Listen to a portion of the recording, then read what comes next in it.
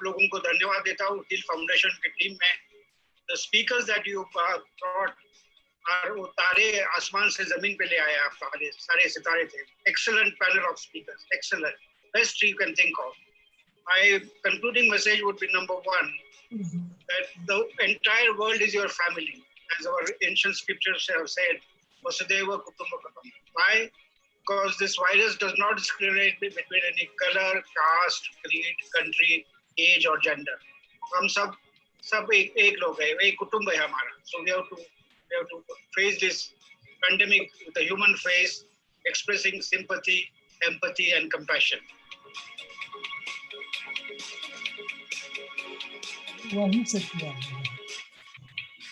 संकट काल में, पेंडेमिक के इस काल में कि जब पूरी धरती पर भय, असुरक्षा और एक प्रकार का अवसाद है, ऐसे काल में आपने एक संवाद का अवसर दिया है. हमारे शास्त्र कहते हैं कि वादे वादे जायते तत्वबोध. जब कभी व्यथा हो, अवसाद हो, चिंता हो, अल्पता और विशेषकर कोई रोग हो या मानसिक क्लेश हो या किसी भी प्रकार के मनुष्य के सामने चुनौती हो, तब वो संवाद करें. So they work for about 14 days over there. Then they are rotated. Then another team comes for 14 days. The first team goes into quarantine for 14 days so that they recover and they are pretty okay. They take the sampling, everybody's okay. And then they come back after 14 days. So the rotation continues in every district, in every isolation hospital, in every quarantine facility.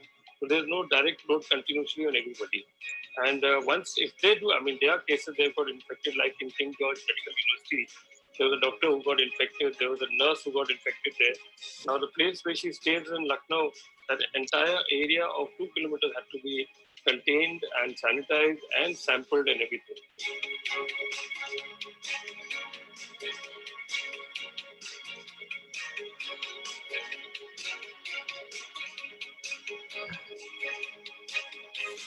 Sometimes it can be a relief also that you don't have to get up and, wear your best clothes and be out and about. That can also be relaxing for the first couple of days where you can just be. But after some time, I do feel when such an extended lockdown happens, in order for you to feel a little boost of your own self-esteem, for you to do something in the day, there's nothing wrong in wearing clothes that you would go out in, putting on a little makeup, doing your hair.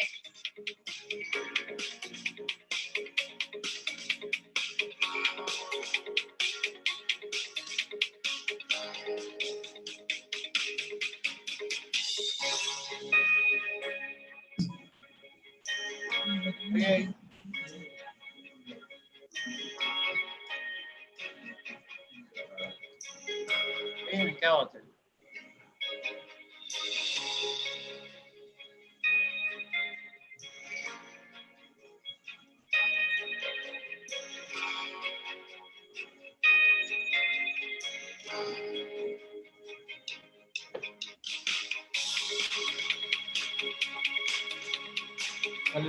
Lunch मिलता कीजिएगा. हाँ,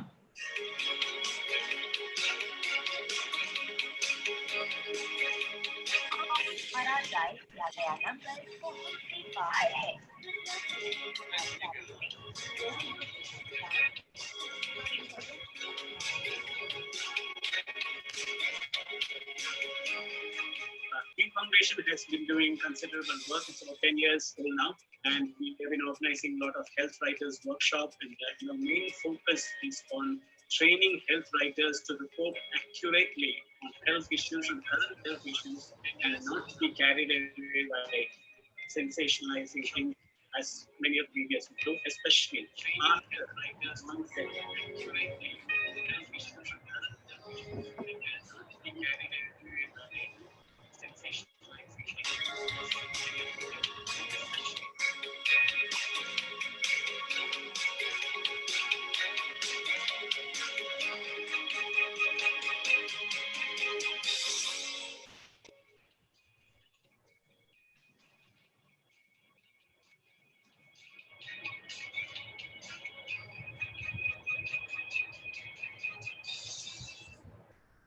Namaskar, good afternoon, and welcome to this second edition of India Healthcare eSUMMIT.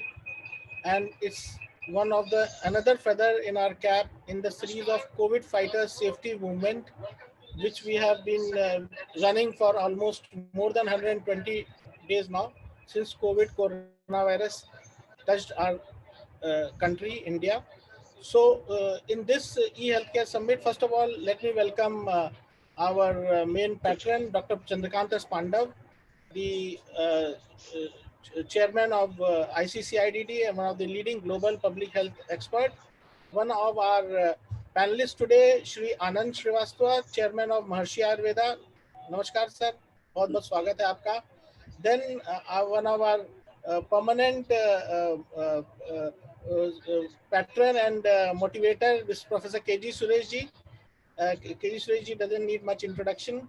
And so the other jury members, we have our, my elder brother, Mr. Sanjay Upadhyay. He is one of the leading environmental legal expert, founder of ELDF, and also the founder and editor of Paryavadhi, a very popular environmental magazine now.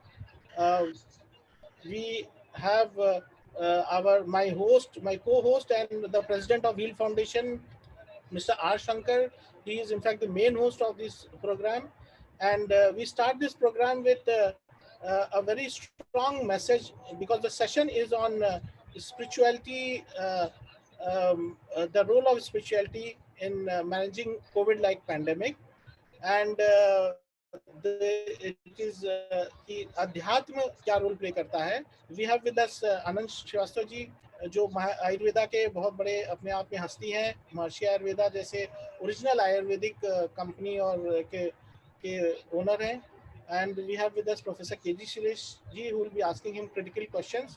But before that, we'll start the program with this very strong message and a long message given by Swami Avdeshanand ji Maharaj, Juna Akhara Pithadishwar. He got stuck in Ayodhya, so he personally could not appear, though he had confirmed about a week back only. But he has given a very strong message. We'll run it for about 12-15 minutes, and then we'll start with a short session of Professor Suresh with Anand Srivastava. Thank you. Can we start the video, please? Foundation के आदरणीय स्वदीप श्रीवास्तव जी, इस अवसर पर आदरणीय जय प्रताप सिंह जी, आदरणीय doctor Keshav single जी, और इस अवसर पर इस समूचे कार्यक्रम की नामिकीय सत्ता आदरणीय राकेश शुक्ला जी, और इस वेबिनार में जुड़े हुए आप सब बंधु भगिनियों, विशेषकर चिकित्सक, और इस सूचना की तकनीक और संचार की क्रांति के युग में इस वेबिनार उद्यम में जो ये ई हेल्थ समिट आपने आयोजित की है, इस आयोजन के सभी बंधु भगिनियों और इसके माध्यम से जुड़े हुए आप सभी श्रोता बंधु भगिनियों, एक पहला प्रयोग है ये, जो बड़ा अद्भुत प्रयोग लग रहा है. इस वैश्विक संकट काल में, पेंडेमिक के इस काल में कि जब पूरी धरती पर भय, असुरक्षा और एक प्रकार का अवसाद है, ऐसे काल में आपने एक संवाद का अवसर दिया है. हमारे शास्त्र कहते हैं कि वादे वादे जाए थे तत्वबोध, जब कभी व्यथा हो, अवसाद हो, चिंता हो, अल्पता और विशेषकर कोई रोग हो या मानसिक क्लेश हो या किसी भी प्रकार की मनुष्य के सामने चुनौती हो, तो वो संवाद करें, और संवाद में उसे निदान मिलेगा, निराकरण के अनेक अवसर उसे प्राप्त होंगे, समाधान मिलेगा, और अनेकों प्रश्नों के उत्तर भी संवाद से प्राप्त. हमारी पूरी संस्कृति संवाद पर आधारित संस्कृति है. वैश्य और पार्वती के संवाद हों, कालभूषुर के संवाद, शुक संकातिक आदियों ऋषियों के संवाद हों, या शुक और परीक्षित के संवाद हों, अथवा बहुत पूर्व काल में संवाद मिलते हैं भगवान नारायण और चतुरानन ब्रह्मा के. एक बार चतुरानन ब्रह्मा किंकर्त विमूढ़ होकर ऐसा अनुभव करते हैं कि वे एक अभाव अनुभव कर रहे हैं, उनके पास आनंद, सहजता, सरसता अब नहीं रह गई है, और एक अलग प्रकार का भ्रम उनके सामने है. ऐसे काल में उन्होंने नारायण से संवाद और उसे चतुश्लोकी भागवत कहते हैं। उस संवाद में उन्हें हल मिला। ये एक ऐसा काल है कि जब पूरी सृष्टि कोरोना वायरस के कारण प्रभावित, कोविड-19 एक बड़ी महामारी लेकर आया है। ये जो विषाणु अथवा वायरस है, इसने मानवीय जाति के सामने बड़ा संकट पैदा किया और इस संकट के कारण हम सब देख रहे हैं कि व्यक्ति अपने सारोकार और अपने जीवन शैली से बिल्कुल पृथक होकर कहीं एकांत में बैठ गया है। मैं कोई बात आगे बढ़ाऊं इससे पहले ये कहना चाहूंगा कि ये इस प्रकार की विभीषिका या महामारी पहली बार धरती पर नहीं है। इससे पूर्व में भी बहुत बड़े उपद्रव अथवा अनेक उत्पात होते रहे, तो आकाश के माध्यम से हुए, वह समुद्र के बड़े तूफानों के द्वारा हुए या नाना प्रकार की महामारियों के माध्यम से भी। मनुष्य के भीतर एक गवेषणा अथवा अन्वेषण की शक्ति अथवा उसके भीतर में जो एक सामर्थ्य है शोध की और खोज की, उसने उसे बड़ा बल दिया। मनुष्य के पास जो जीवटता है, जिजीविषा है और उसमें भी जीवन को रखने की जो उसकी एक उद्दाम भावना है, उसके कारण उसने औषधियां खोजी, उसने अन्न ढूंढ लिया और अपने जीवन के लिए न जाने कितनी सुख सुविधाएं उसने इकट्ठी कर। मैं ये कहना चाहूंगा कि इस महामारी से लड़ने का एकमात्र कोई उपाय है तो वह है हमारा आत्मविश्वास, वह हमारी आत्म ऊर्जा अथवा हमारा स्वयं का एक बल। तो कहीं अगर हम अपने आत्मविश्वास को, अपनी अंतर ऊर्जा को और अपने तेज को जो भीतर समाहित है, अगर हम उसे कहीं विकसित कर सके तो ये इस चुनौती को हम या इस समस्या को हम जीत सकते हैं अथवा इसका निराकरण हमारे हाथ लग सकता है। मनुष्य के भीतर अतुल्य तेज, अपूर्व सामर्थ्य, उसके भीतर शुभता, पवित्रता तो समाहित है ही, पर वो अनंत, मनुष्य के भीतर एक अनंतता समाहित है और वह अजेय है। और मनुष्य होने का भी अर्थ यही है कि वो अपनी अनंतता और अजेयता को अर्जित करे। तो ये एक अवसर भी हाथ लगा है कि जब मनुष्य अपने भीतर के सत्य को उद्घाटित कर सकता है, वह अपने होने के अर्थ को उजागर कर सकता है या अपनी वास्तविकताओं से परिचय प्राप्त कर सकता है। तो जहां हम ऐसा अनुभव कर रहे हैं कि वो वेदना आई है और उस बड़ी ये महामारी कारण एक बड़ा रोग आया है, वहाँ ये अवसर भी तो है कि हम अपने धैर्य को, सहनशीलता, अपनी सामर्थ्य, संयम और आत्मविश्वास हम जगा सकते। पूरी धरती पर भारत का एक अद्भुत नेतृत्व उभर कर सामने आया है और वह औषधियों के कारण तो आए हैं। संसार भर के अनेक राजनेता भारत से मेडिसिन मांगते हैं, केवल औषधि बल्कि विचार और जीवन शैली भी। आप सब जानते ही हैं, पिछले कुछ वर्षों में भारत ने एक अलग तरह की भूमिका पूरे विश्व में अपनी दिखाई है और वो मैं ये बड़े विश्वास के साथ कहना चाहूंगा कि उसकी भूमिका नेतृत्व की भूमिका है, जिसमें पूरा संसार आज योग के वशीभूत होकर और योग कर रहा है। अकेले न्यूयॉर्क जैसे स्टेज में 72,000 योग के केंद्र है। ये जो एक प्रकार की गणना है, ये 2008 और 9 की, लेकिन अब तो ये 2020 है, तो लगभग 2 और 3 गुना हो गए होंगे। लाखों सेंटर्स अकेले एक न्यूयॉर्क स्टेट की में है और फिर पूरे संसार भर में कितने गणना की जाए तो बहुत अलग बात। मैं पुर्तगाल में गया था 2011 में किसी एक योग सम्मेलन, तब वहां मैंने लगभग 30-35 देशों के प्रतिनिधियों को देखा और उन्होंने अपनी बात रखी कि हमारे देश में अलग अलग प्रकार के योग सेंटर चल रहे हैं। तो भारत का योग पूरे विश्व को अवमान्य है। अब पूरे संसार भर में कोई पहली आवश्यकता, कोई पहली एक प्रकार की कोई चर्या, भोर से लेकर रात्रि तक किसी एक हम अधीन है किसी के, तो वो योग है। और आज लोग दवाइयां ढूंढ रहे हैं पर योग के आश्रित हो गए।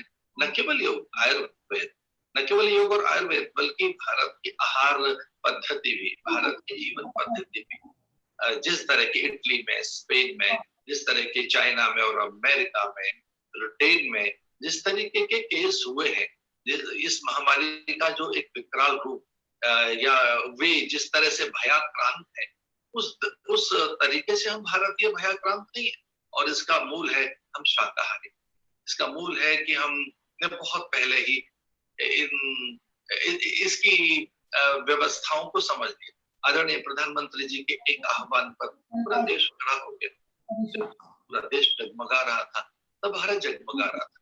हमने एक दिन रात्रि के 9 बजे पूरी धरती पर आलोक बिखेर दिया, उजास बिखेर दिया।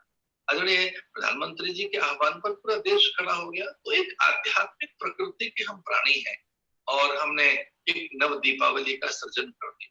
लॉकडाउन को हमने जैसे अनुष्ठान जैसा मान लिया। लॉकडाउन जैसे हमारे लिए कोई व्रत है, लॉकडाउन जैसे माने हमारे लिए कोई एक सिद्धांत है जिसका हमें अनुसरण करना।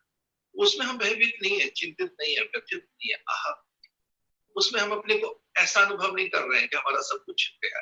जिस ढंग की भय, जिस ढंग का भय, आशंकाएं, दुविधाएं, दैन्य, जिस तरह का पलायन, अवसाद, जिस प्रकार की बहुत सी चिंताएं बाहर के देशों में, वो हमारे यहाँ नहीं है। मैं एक और बात कहना चाहूंगा कि वो चिंता आजीविका के लिए भी हमारे यहाँ बहुत नहीं दिखाई। सामान्य एक मजदूर और सामान्य जो सर्वहारा जिसे, तो सर्वहारा में सारे वो प्राणी आते हैं जिनके बड़े कार्य नहीं है, पर वो आजीविका के लिए उतने अब चिंतित नहीं है, वो इतने व्यग्र नहीं दिखाई दे रहे हैं। इसका कारण क्या है कि हम बहुत आध्यात्मिक हैं, हम आत्मसंतुष्ट हैं, हम एक वैसे प्राणी हैं जो हम बड़े संयम और सहनशीलता के साथ, धैर्य के साथ जीवन जी सकते हैं। तो इस महामारी में अगर कोई बहुत बड़ी हमारी ताकत है, कोई बहुत बड़ा हमारे पास बल और संबल है, तो वो हमारा अध्यात्म ही है। वे हमारी वो जीवन शैली जो बहुत हमें प्रकृति और निसर्ग के साथ जोड़ती है। भोर से लेकर रात्रि पर्यंत तक हमारे बहुत सी चीजें निसर्ग के साथ है, प्रकृति के साथ है। हमारा भोर का स्नान, हमारे संकल्प, हमारी अर्चना, स्तवन, पूजाएं, हमारे सूर्य को अर्घ देना, अथवा हमारी वनस्पतियों के साथ हमारी सायुज्यता, जिसमें तुलसी, नीम, बबूल, हल्दी, इसके अतिरिक्त वेया, धतूर, शमी, बिल्वपत्र आदि कुछ हमारे पूजा के उपचार, कुछ आहार औषधियां हमारी इस ढंग की जिनमें स्वाभाविक रूप से रोग प्रतिरोधात्मक शक्ति समाहित है। तो मैं इस अवसर पर एक बात ये जरूर कहना चाहूंगा कि हम भोर में जगना सीखें। जो लोग ब्रह्म मुहूर्त में शैया त्याग कर देते हैं और early to bed early to rise, जो ये बात कही गई कि अर्ली बहुत प्रातः काल हम सूर्योदय से पहले उठें, ब्रह्म मुहूर्त में हम शैया का त्याग करते हैं और रात्रि में हम जल्दी विश्राम करें। तो इस प्रकार का एक नियम हम इन दोनों बना लें कि हम जल्दी सोएं। कुछ चीजें तो ऐसी है ही जो हम कर सकते हैं, जैसे योग है, प्राणायाम है, हम शास्त्रों का भी अध्ययन कर लें। तो विचार एक जितना बड़ा बनेगा हमारा, उतनी बड़ी हमारी सामर्थ्य बनेगी। कभी कभी विचार हमारी सामर्थ्य को उज्जीवित कर देता है और हम तो भाग्यशाली हैं, भारत के प्राणी। हमारे पास में दैवीय विचार है, ईश्वरीय विचार है, हम स्वभावतः परमार्थी।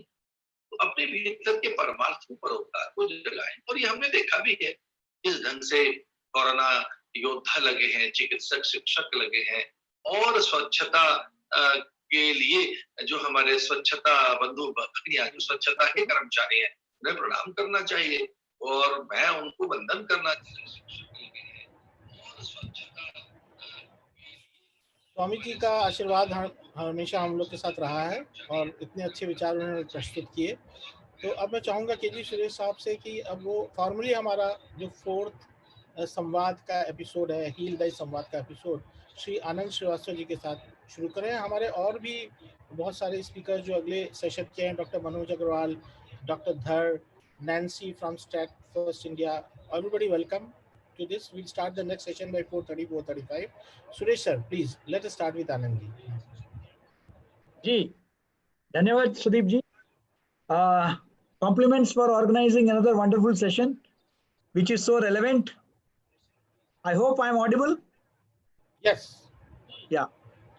Great to see all my friends here, and Dr. Pandav, Shankar ji, Sanjay ji, Anand Srivastav ji, Dhananjay ji. I see so many of my friends. I can go on. I mean, and always, taking very positive initiatives, Mr. Swadeep Srivastav. My congratulations, kudos. And now, let me begin this session, Anand ji. This is on spirituality. Of course, I would have loved to quiz you more on Ayurveda. Ayurveda पे ज्यादा मैं आपसे सवाल करना मुझे ज्यादा अच्छा लगता, लेकिन आज का विषय अध्यात्म है। तो मैं आपसे सबसे पहले तो ये जानना चाहूंगा कि आज आप देख रहे हैं बहुत सारी आत्महत्याएं हो रही है। पत्रकारों के बरादरी में भी आपने देखा, तरुण सिसोदिया का मामला हुआ, अभी एक और बिटिया ने जो है टेलीविजन एंकर है, उन्होंने आत्महत्या की। एक बहुत सारी इस तरह की घटनाएं हो रही है, यानी कि तनाव बहुत है इस वक्त, और इसमें कई लोग मेडिटेशन टेक्निक्स को अपना रहे हैं, कई स्पिरिचुअल गुरु से बातचीत चैनलों में दिखाए जा रहे हैं। आप इसको समझते हैं कि हम होमियो में एक टर्म यूज करते हैं प्लेसेबो इफेक्ट, ये मात्र प्लेसेबो इफेक्ट है, या आप समझते हैं कि आध्यात्म वाकई जो है ऐसे एक संकट की स्थिति में एक तारणहार के रूप में आ सकता है? आपका इस पर क्या सोच है? सर आपको म्यूट करने हटाना पड़ेगा। आनंद सर आपको म्यूट हटाना पड़ेगा। हाँ जी, हाँ हाँ, धन्यवाद सुरेश जी। वैसे जैसा आपने कहा आयुर्वेद में आप ज़्यादा पूछना चाहते थे, लेकिन आज का विषय स्पिरिचुअलिटी है, तो हम तो यही कहेंगे कि आयुर्वेद का आधार ही अध्यात्म है। अध्यात्म पर ही आधारित होकर के आयुर्वेद आगे बढ़ा है। और यहाँ अध्यात्म क्या है ये भी हम थोड़ा सा देख लेते हैं कि अध्यात्म क्या है। Seeing the truth, practising the truth and being the truth. हाँ, जो हमारे यहाँ एक धारणा है ना, अहम ब्रह्मास्मि, ये आध्यात्म का सर्वोत्कृष्ट स्तर है। अहम ब्रह्मास्मि तत्वमसि सर्वम खल्विदम ब्रह्म, ये स्तर है। और यही हम तो यही कहेंगे कि आयुर्वेद का भी यही आधार है। और इस तरह से आयुर्वेद और आध्यात्म में ज़्यादा कोई अंतर नहीं है।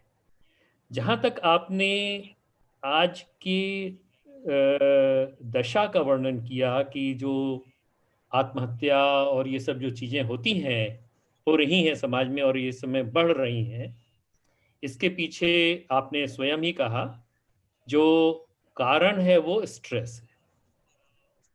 तनाव जो है वही मुख्य कारण है, उसके पीछे उसके अलावा और कोई कारण हो ही नहीं सकता। और तनाव को दूर करने के लिए अध्यात्म से अच्छी कोई चीज नहीं हो सकती। अब यहाँ यही कहेंगे कि अध्यात्म में क्या होता है। अध्यात्म की जो प्रैक्टिसेस हैं, जैसे ध्यान है, आसन, प्राणायाम, ये सब जो हैं योग की प्रैक्टिसेस हैं ये। और योग से ही अध्यात्म का जो सर्वोच्च स्तर है समाधि का, वो प्राप्त किया जा सकता है।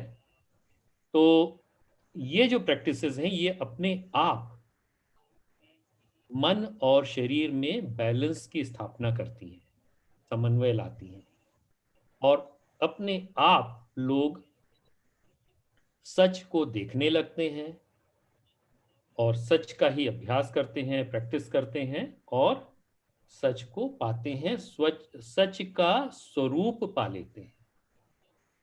तो ये जो चीजें हैं, आपने प्लेसिबो इफेक्ट का जो इस्तेमाल किया, जो वर्ड प्लेसिबो है ये कोई छोटा मोटा शब्द नहीं है। ये वास्तव में प्लेसिबो का बहुत बड़ा महत्व होता है, जिसको साइंस ने उस समय नहीं माना था जब साइंस के पास भौतिकता के अलावा और कोई सोच थी ही नहीं। प्लेसिबो क्या है? मानसिक अवस्था है। कोई आदमी ने दवाई ली और वो ठीक होने लगा, तो मन में एक भाव आया कि हम कोई काम कर रहे हैं और इसमें हम ठीक हो रहे हैं।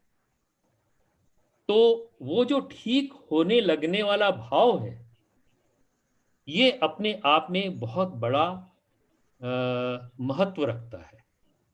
और ये जो भाव है, ये विज्ञान के लोग, जो आधुनिक विज्ञान है, इसके लोग प्लेसिबो इफेक्ट कहते हैं। वरना डॉक्टर या पहले जमाने में तो वैद्य थे, वो केवल नाड़ी देख लेते थे और वो हाँ हाँ ठीक है तुम ठीक हो जाओगे, इतना सुनना ही होता था और लोग ठीक होने लगते थे। ये प्लेसिबो इफेक्ट नहीं है क्या? तो प्लेसिबो इफेक्ट अपने आप में बहुत बड़ा महत्व रखता है। और ध्यान और जो और दूसरी आध्यात्मिक प्रैक्टिसेस हैं, आसन, प्राणायाम, फिर प्रत्याहार, धारणा, ध्यान, धारणा, समाधि, ये सब जो हैं ये सब भीतर से मन को ही स्ट्रांग बनाती है। जहां मन स्ट्रांग हुआ, अपने आप उसका असर शरीर में पड़ता है। तो मन और शरीर का जो संबंध है वो बहुत बड़ा होता है, बहुत स्ट्रांग होता है। इस वजह से अपने आप लोगों में समन्वय प्रारंभ हो जाता है। तो हम तो ये कहेंगे कि प्लेसिबो इफेक्ट जो आज जिसके जो धारणा या लोगों के मन में है, आज के आधुनिक विज्ञान के मन में है, ये बहुत गलत भाव है। पर इसके बहुत सारे, हम तो ये कहेंगे कि आधुनिक विज्ञान में भी, भावातीत ध्यान आपने सुना होगा, इस पर 700 से ज्यादा रिसर्च पब्लिश हो चुकी हैं अच्छे बड़े पीयर रिव्यूड जर्नल्स में on the effects of transcendental meditation. ये जो 700 रिसर्चेस जो पब्लिश हुई हैं, ये सब क्या बताती हैं? Effects of meditation on the human being seen with in the eyes of science, seeing with the you can say with scientific perspective, आज के साइंटिफिक को हम कहेंगे। तो ये है, इनका असर बहुत ज्यादा होता है, हर चीज में होता है। आप आनंद जी, क्षेत्र में ले लें, आप किसी और भी क्षेत्र में, सभी क्षेत्रों में लें, इसका असर होता है। आनंद जी, इससे जुड़ा एक सवाल ये आता है मन में कि देखिए, इस वक्त मंदिर, मस्जिद, गुरुद्वारे, जितने धार्मिक स्थल है सब बंद है।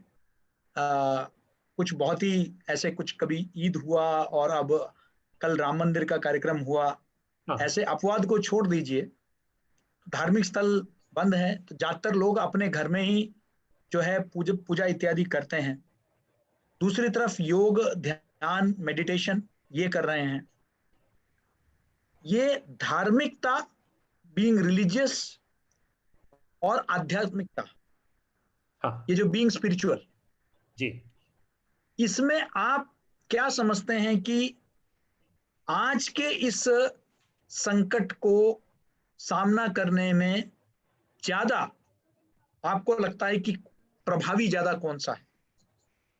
ये दोनों अलग अलग नहीं है। जो पूजा पाठ कह लें या ध्यान और प्राणायाम और ये सब चीजें कह लें, ये दोनों में कोई खास फर्क नहीं है। ये दोनों ही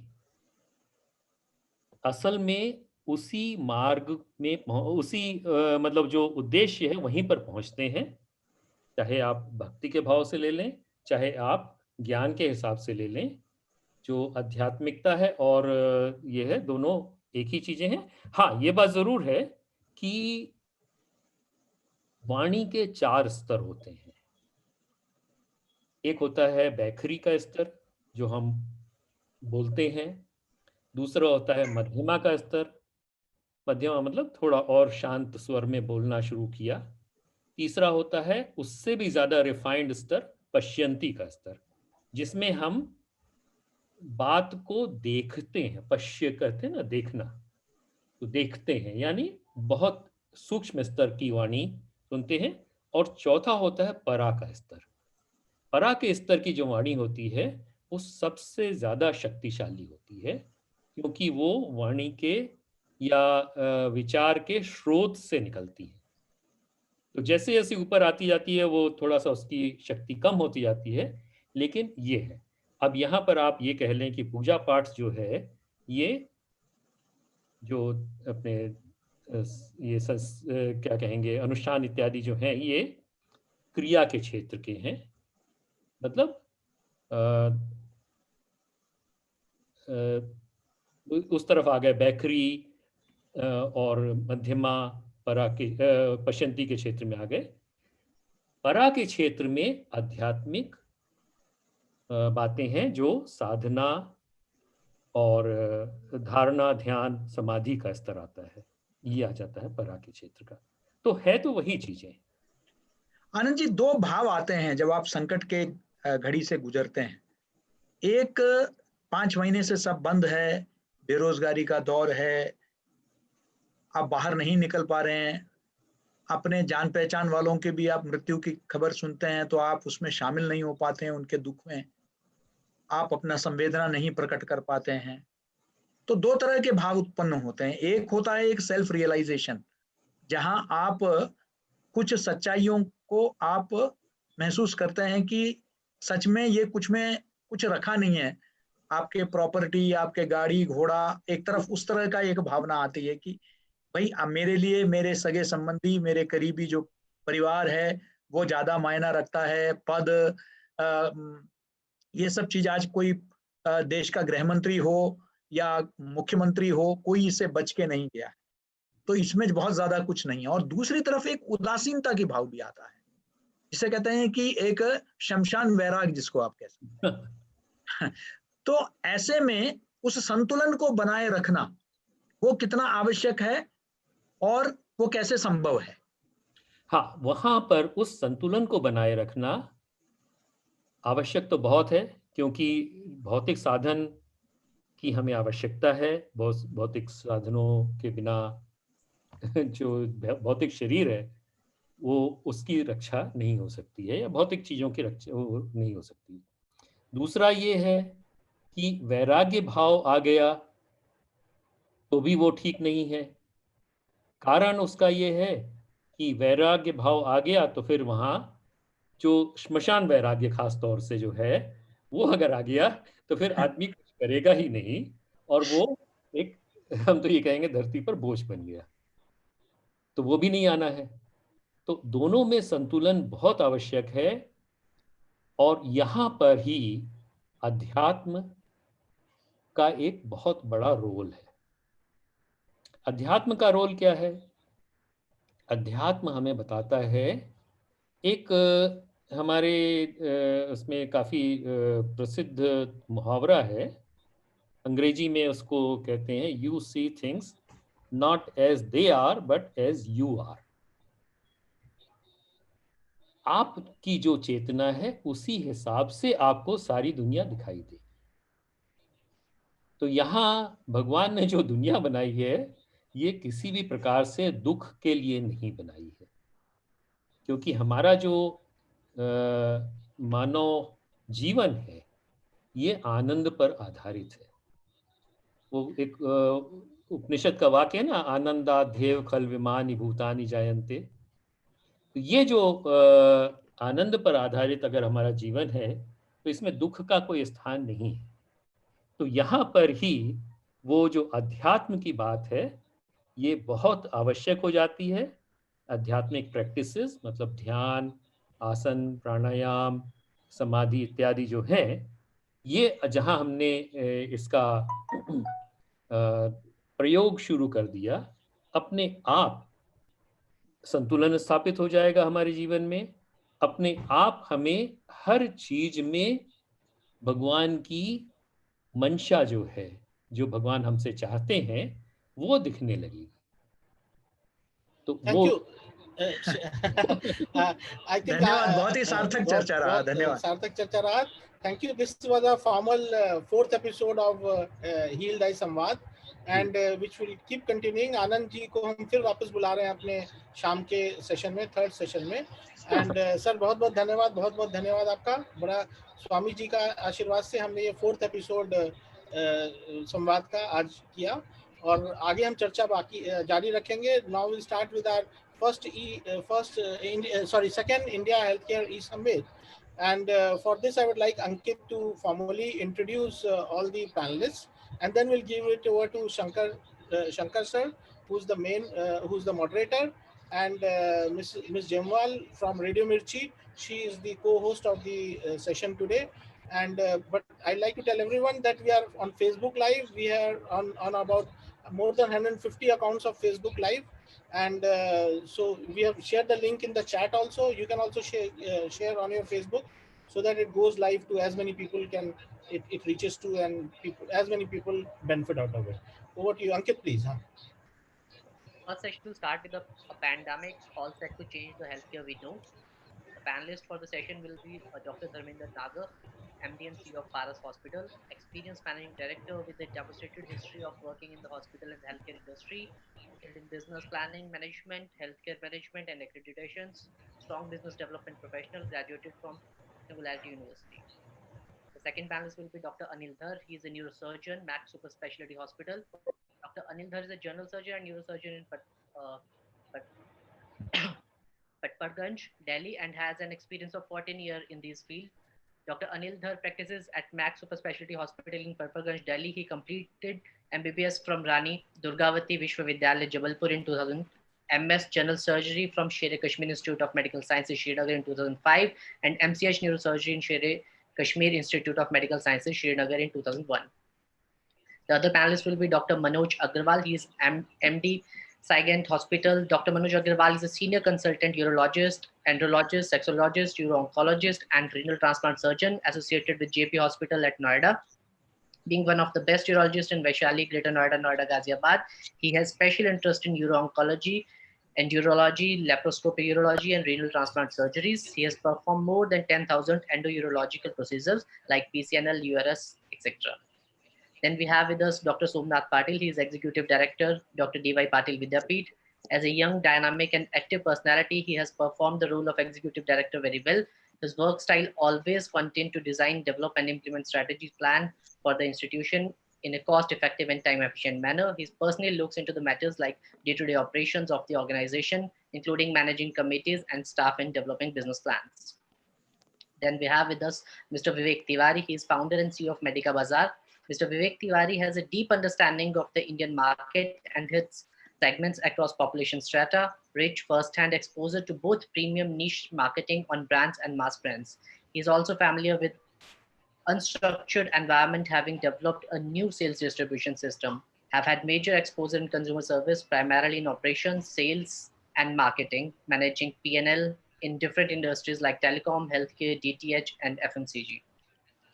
Then we have Miss Nancy Jan with us. She is honorary mentor, Stratford, India, as accomplished professional with over 16 years of rich experience in corporate affairs, regulatory, corporate communication, marketing, crisis management, brand building, and public relations with highly reputed corporates at a senior level. She was a part of the team that facilitated Dr. Gangdeep Kang, the first woman scientist elected as the FRS, and she is leading the effort for developing the vaccine for COVID, and Dr. V.S. Chauhan, Distinguished Biotechnology Research Professor's Lifetime Achievement in Science and Institutional Leadership. Our host for the day will be Mr. R. Shankar. He is president of HEAL Foundation. He has more than 30 years of experience in the field of journalist, has conducted over 7 National Health Writers Workshop and 200 HEAL Health Writer Workshops and conventions. He is formerly associated with New Indian Express as resident editor and later took over as editor of www.msn.com.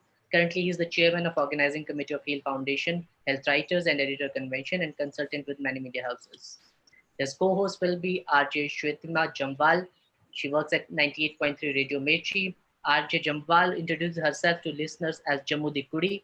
She owns a voice that would make you want to befriend her instantly. She has the capability to serve positivity and enthusiasm just with her way of delivering speech. Her outlook on life makes you wonder about her journey as has been and what all she must have experienced and learned to be what she is and where she is today.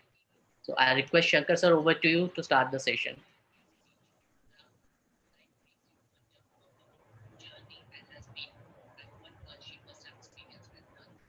Shankar sir? I think Shankar sir has come. Yeah, he will. Okay. He faces the connection problem at times. So, do we have Dr. Nagar on the panel already, or he's joining in? So, Shwetima, can you start the session? Shankar sir has a loose connection at times. He'll just join in a minute. Yeah. And I'm sure everybody today who all we have here, namaskar everyone. My name is Shwetima and I'm so happy and I feel privileged being a part of this wonderful summit. And in these times, current times where everybody is going through something or the other, conversations like these with people of such high intellect would be such amazing thing. So thank you so much, Heal Foundation, for taking such initiative in association with the Strata first. So yes, we are all excited, I'm sure. And Shankar sir was supposed to take up this session, but I will take this opportunity to proceed ahead. I'm sure you all are like able to listen to me because in Jammu we have 2G issues and the voice is sometimes not audible. So am I audible? Yes. Very audible. Yes. Very audible. All right, great.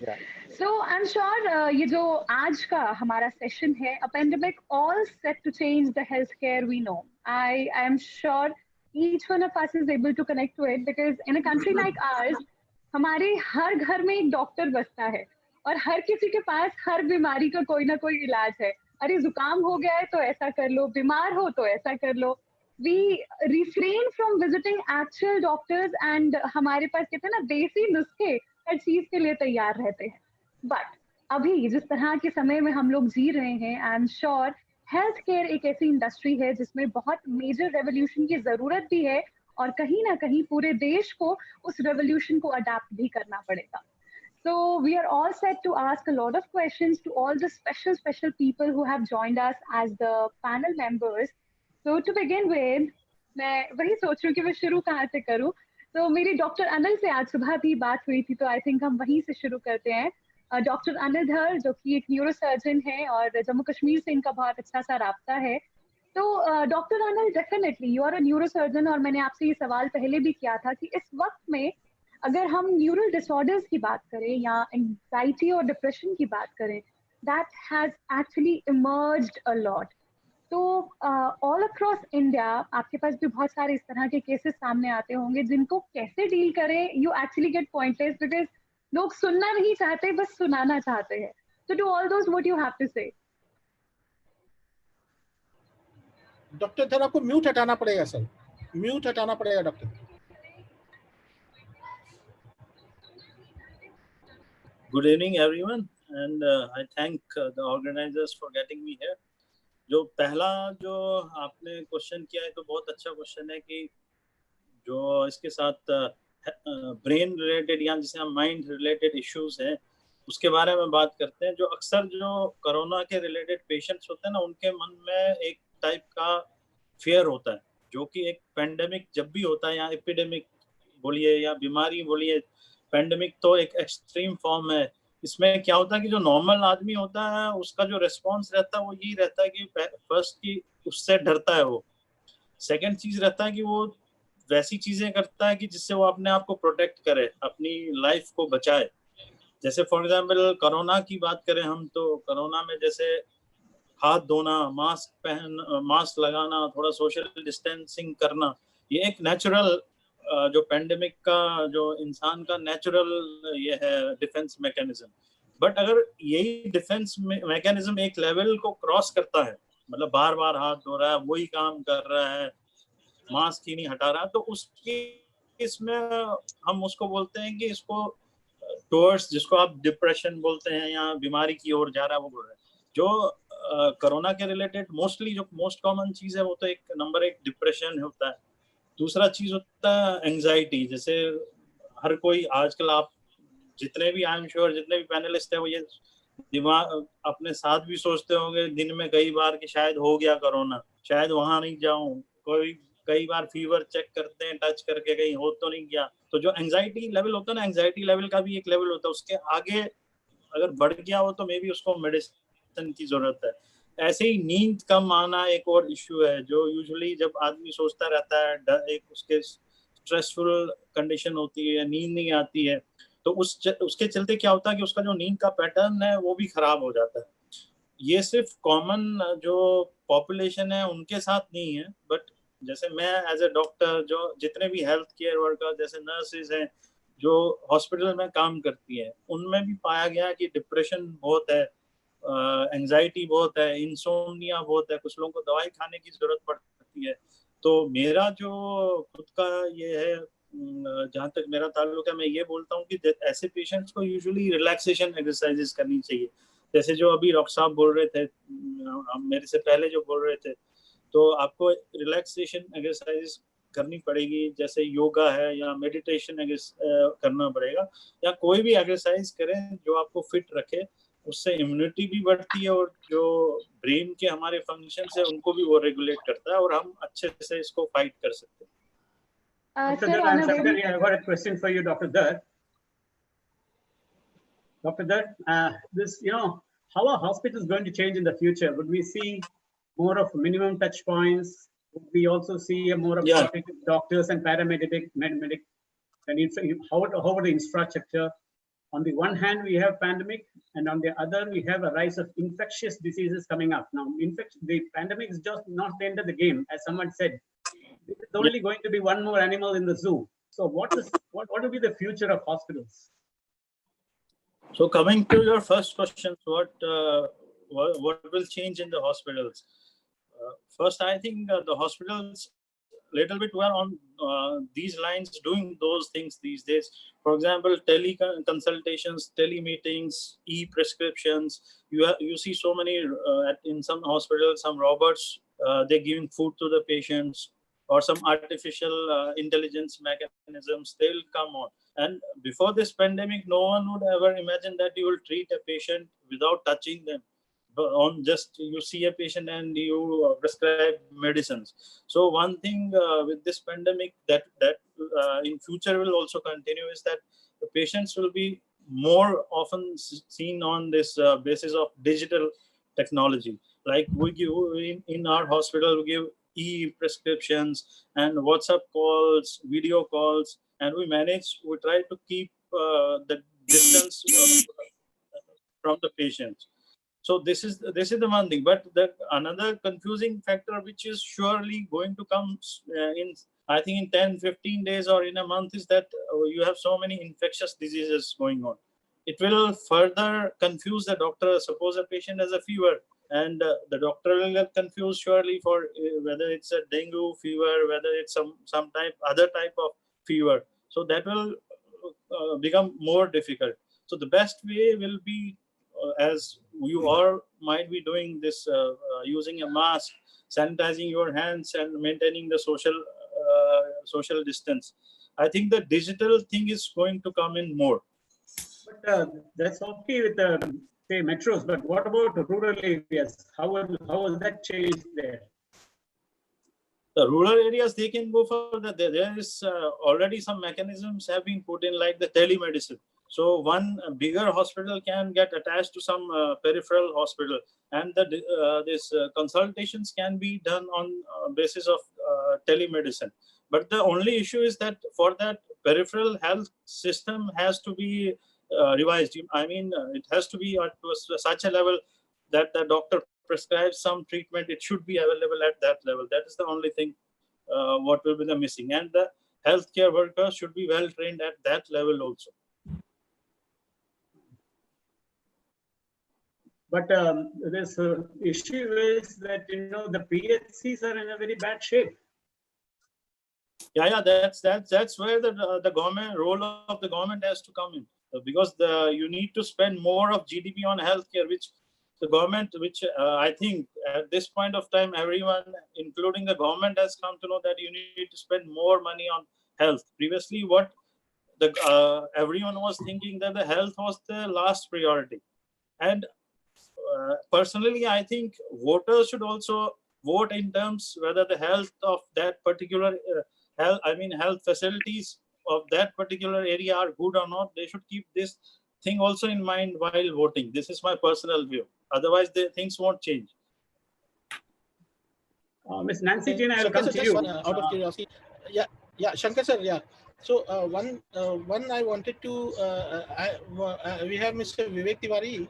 So Vivek has been one of the persons who has been into the particularly COVID management, overall healthcare. But in the times of COVID, I have seen he's very thickly into this overall supplies management and helping hospitals with supplies, with demands across the country and across the world. Probably is working in one of his talks. He was telling that you are running about 100-150 offices parallelly in the time of COVID.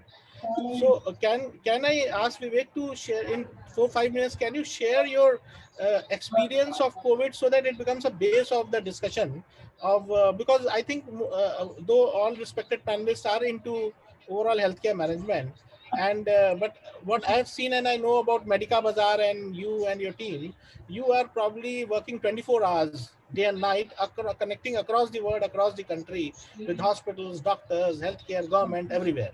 So Vivek, can you just set the base for it? Yeah. I'm also interested, Vivek, in your drone delivery system. Yeah. yeah. Sure. Good evening, all eminent panelists, and thank you, Mr. Sudeep, for inviting me here. And so coming back to such such a brilliant discussion point here. But before I tell more about this, let me just quickly in about few sentences explain what we do. So we are Medica Bazaar essentially is a digital platform for all B2B supplies. When we talk about B2B supplies, obviously it involves everything which are required in hospitals, starting with equipment to the last mile pharma or consumables or everything. And we are seemingly developing the largest supply chain efficiency for all medical supplies, especially catering to all tier 2, 3 and beyond, where we can bridge the gaps between manufacturers, sellers, and the customers. Now coming back to this COVID episode. So let me start way back in January, when we saw first couple of cases in India, and when China was reeling under COVID pressure, we used to get a lot of requests from China and across different places on our platform. The request used to come where people would ask for a lot of mask or PPE kits and similar supplies. That was the time we were not at all prepared for it, but we were getting like n number of requests coming from everywhere, and we were trying to figure out what was happening and why suddenly there is a lot of demand for mask, which was being sold at 16-20 rupees earlier. Now suddenly it's become so pricey item, and more so like PPE kits and all. So that was the time when we had the first brush with COVID, outside India. And we tried to help many Chinese buyers, especially the likes of Alibaba and all. They were trying to reach out to us and trying to source material for China requirement. So from there, in fact, our journey began with COVID interaction. It's still like it's going the same way, I would say. And moreover, when we saw that situation developing in India in February and maybe primarily from 3rd or 4th week of March, when the cases started gradually picking up to 3-digit and then to 4-digit numbers on a daily basis. Obviously, our government became more conscious, and we had lockdowns, and during lockdowns we had major issues. Hospitals were primarily getting panicked about availability of masks, PPE kits and all. We used to get a lot of requests because there was a lot of supply constraint. Manufacturers did not have enough inventory. In fact, import was a major problem. I'll tell you, certain cases we had to wait for 15 days at certain Chinese port to get material lifted to India. So I think there was a huge supply chain issue that point in time, not just looking at the domestic market, but also looking at the global, kind of opportunity also, where you had suppliers who were willing to give the material, but getting them back to India was very difficult. And we were trying to cope up with this pressure despite of such challenges. Our team was there on the ground. We were trying to make sure that every order was to be fulfilled, though I'll tell you, there were times when even Delhi to Bangalore, like one vehicle used to take about 11, 12 days because there were a lot of, disruptions, lot of places it was stopped. There used to be multiple level checks also. So all of these were leading to a lot of disruptions in the timeline and supply chain efficiency. And hospitals primarily, I would say, have really been under immense pressure, primarily because the core medical business or core medical care within the hospitals have been under tremendous setback. Elective surgeries, where in fact our revenues were primarily contributed by elective surgeries, and the regular requirements in hospitals had seen a major fall. Uh, Primarily, we could survive only because of COVID supplies, and that was the main element where we were trying to ensure that every healthcare facility or doctors would get supplies on time. That was very challenging at some point, but we were trying to do the best what we could. In fact, we have about 500 team members all over India, and as Mr. Swadeep rightly said, we were running all home offices, and there were close to 300 400 home offices running. We had people on the ground who were trying to deliver, so everything was quite disrupted. And even today also, we don't see major respite, though something has improved obviously in supply chain. But again, I would say there has been huge setback to overall healthcare fraternity, and it will take some time before we get back to normal. Still, people Have are. you been using drones for? Have you been using drones for cutting the supply chain? The delays in supply chain. Well, we signed up with Zipline as their first private partnership outside US. In fact, Zipline has always been government partner. So Medica Bazaar and Zipline have been into a private partnership for drone supplies in India. But the problem is, in fact, the government has not allowed commercial drone operations as of now. Yes, so yes, we are yes. just doing testing phases. But hopefully, in another maybe 5 or 6 months, we will have that operations going on smoothly within Maharashtra and beyond. We are also tying up with few other operators and try to make sure that at least the critical supplies do not get delayed or do not uh, disturbed because of any challenges in logistics, and especially looking at the criticality of the supplies. So that's where we will definitely contribute going forward. But do you use artificial intelligence to predict what's the problem coming ahead? Yes, we do a lot of technology interface in the way we manage our operations, and we manage the future business scenarios. In fact, the one classic example, what we did was, it's a US patent filed and Indian patent filed application.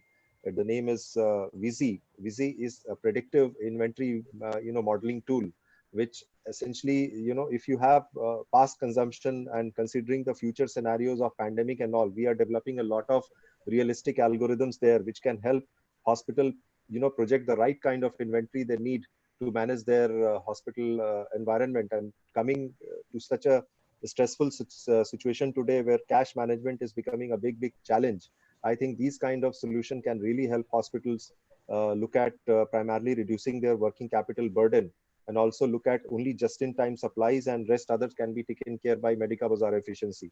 So obviously, we are trying to help hospitals with a lot of technology intervention like artificial intelligence, machine learning, and all of that. So before we take a final round of questions from Shwetima, because she has built up a momentum for questions, and we'll come back to you. Can we have quick bites from Dr. Manoj Agrawal and Nancy? So Dr. Manoj, you're there, sir? Dr. Manoj Agrawal, can you see your video, sir? Yeah, hello, Dr. Manoj, welcome. Sir, can you put your mute off? Sure. Yeah. So you own a hospital in Noida, I believe, and Noida is though being part of NCR, is also like a tier 1 city. Where we are, because initially when COVID started in India, Noida was on the map with one of the highest cases started in Noida and Gurgaon in the NCR and also in Mumbai. So can you share quickly? Yes, we started the hospital just 6 months ago. In January, we started this Signet Hospital, which is a 100-bedded, primarily focusing on the kidney hospital, kidney problems and the urology problems. We have a state-of-the-art dialysis center and the state-of-art modular operation theaters. And sooner we started the operation, the COVID pandemic came into the picture. So, so we started following all the WHO guidelines like proper sanitations, proper social distancing, personal hygiene. We also put a sanitization tunnel, as well as we also educate the patients regarding the how to prevent the COVID, and we even educate the public nearby the hospital, as well as we made some webinars to uh, educate the people around our hospital surroundings, how to prevent, not to worry about that, not to be not to be, it is just preventable. Just do proper hygiene, follow what the government is saying, download the Arogya Setu app, and if you have any symptoms, you just ask your doctor. So you just call us, and we are here to help you 24/7. Thank you, Dr. Manoj. Nancy, in your profile, Nancy, you're there? Yeah. So Nancy and Stratfirst India, they are our partners, and they have been very supporting in putting this second India Healthcare eSUMMIT together. I read in your profile and that about your involvement with some COVID-related research. Can you just throw some light on that? Basically, Stratfirst India facilitated Dr. Gagandeep Kang. She is the first Indian woman scientist who has been elected as an FRS. Now, presently, she's leading an effort for developing vaccine for COVID. She's a very well-known name for developing vaccine right now. Also, we facilitated Dr. V.S. Chauhan. We are associated. He's one of our mentor. He's also a distinguished biotechnology research professor and is very regular in updating and writing articles on COVID pandemic related information. He's sharing continuously on many portals. Yeah, thank you. So over to you, Shwetima. I think you had a lot of questions. One question I'll ask on your behalf to Vivek: when is your drone reaching Kashmir? Because that is one of the very tough terrain, difficult area. So when is your drone reaching Kashmir to fill that gap? Over to you, Shwetima. So, Sudeep bhai, basically what we are trying to aim here is that with drone is map the areas which are actually not well covered by the land and basically by aerial route primarily, and in between there are intermittent places where you have hilly regions and you have regions which cannot be reached so easily. So basically drones are meant for those kind of challenges. Be rest assured, I can tell you in about maximum 12 to 18 months, we will have maximum coverage in those areas primarily where we see primary challenges in reaching out. And that's how even many companies are working towards it. In fact, we are working closely with few other companies also, and we know how the situation is developing. I may not be able to name all the companies here, but primarily areas like J&K, Uttarakhand, northeastern areas, few areas which are in Andhra and in central India and all, which we are mapping and targeting, will get covered primarily step-by-step basis. So I can tell you maximum about 12 months, we'll see a major shift happening. I think that will be a phenomenal development for healthcare supplies in India. And very much needed, very much needed. Shwetima, yeah, over to you, please. You have to please remove your mute. Shwetima, please remove your mute. You're on mute, Shwetima. Yeah. Sure. So we'll be waiting for the supplies to reach here at Jammu and Kashmir. My question would be for Nancy, ma'am. I have seen very few women coming forward and working in such crisis times. I am calling these crisis times because I know somewhere mentally, physically, everybody is disturbed or certain issues are there. And at such times, women have a one step extra wala role to play because they have to take care of the families, keep them stronger, keep yourself stronger. And then when you are working on a professional front like somebody like you, how difficult it is to cope up with all such scenarios and come forward with solutions. Shwetama, I believe it's not difficult. It's basically setting your priorities right. I mean, every role has a special place in your life. So when it comes to a professional life, it has a special place wherein you can't really let go any professional commitment because of your personal commitments. So I believe personal commitments have their own space and which and require their own time. So I'm basically just every woman, not me, I think every woman like you also, I'm sure you're also prioritizing your work and your personal life. So it's basically maintaining a balance between your personal life and private professional life. That's it. One thing which I have noticed in a lot of women, specifically, women hesitate to visit a doctor. Rather, they will have their own nuskhas to like come out of any problems. So, if we talk about the healthcare, women are the one who hesitate visiting doctors, taking consultations, and then taking the proper medications. So, when we talk about the healthcare revolution, how do you think is going to change it? Healthcare revolution is dependent upon one factor, which is how much educated we are. If we are educated enough that this ailment will not be able to heal this ailment with our own ghar ka nuksas, and we have to take proper prescriptions, so obviously we will approach the healthcare support for this.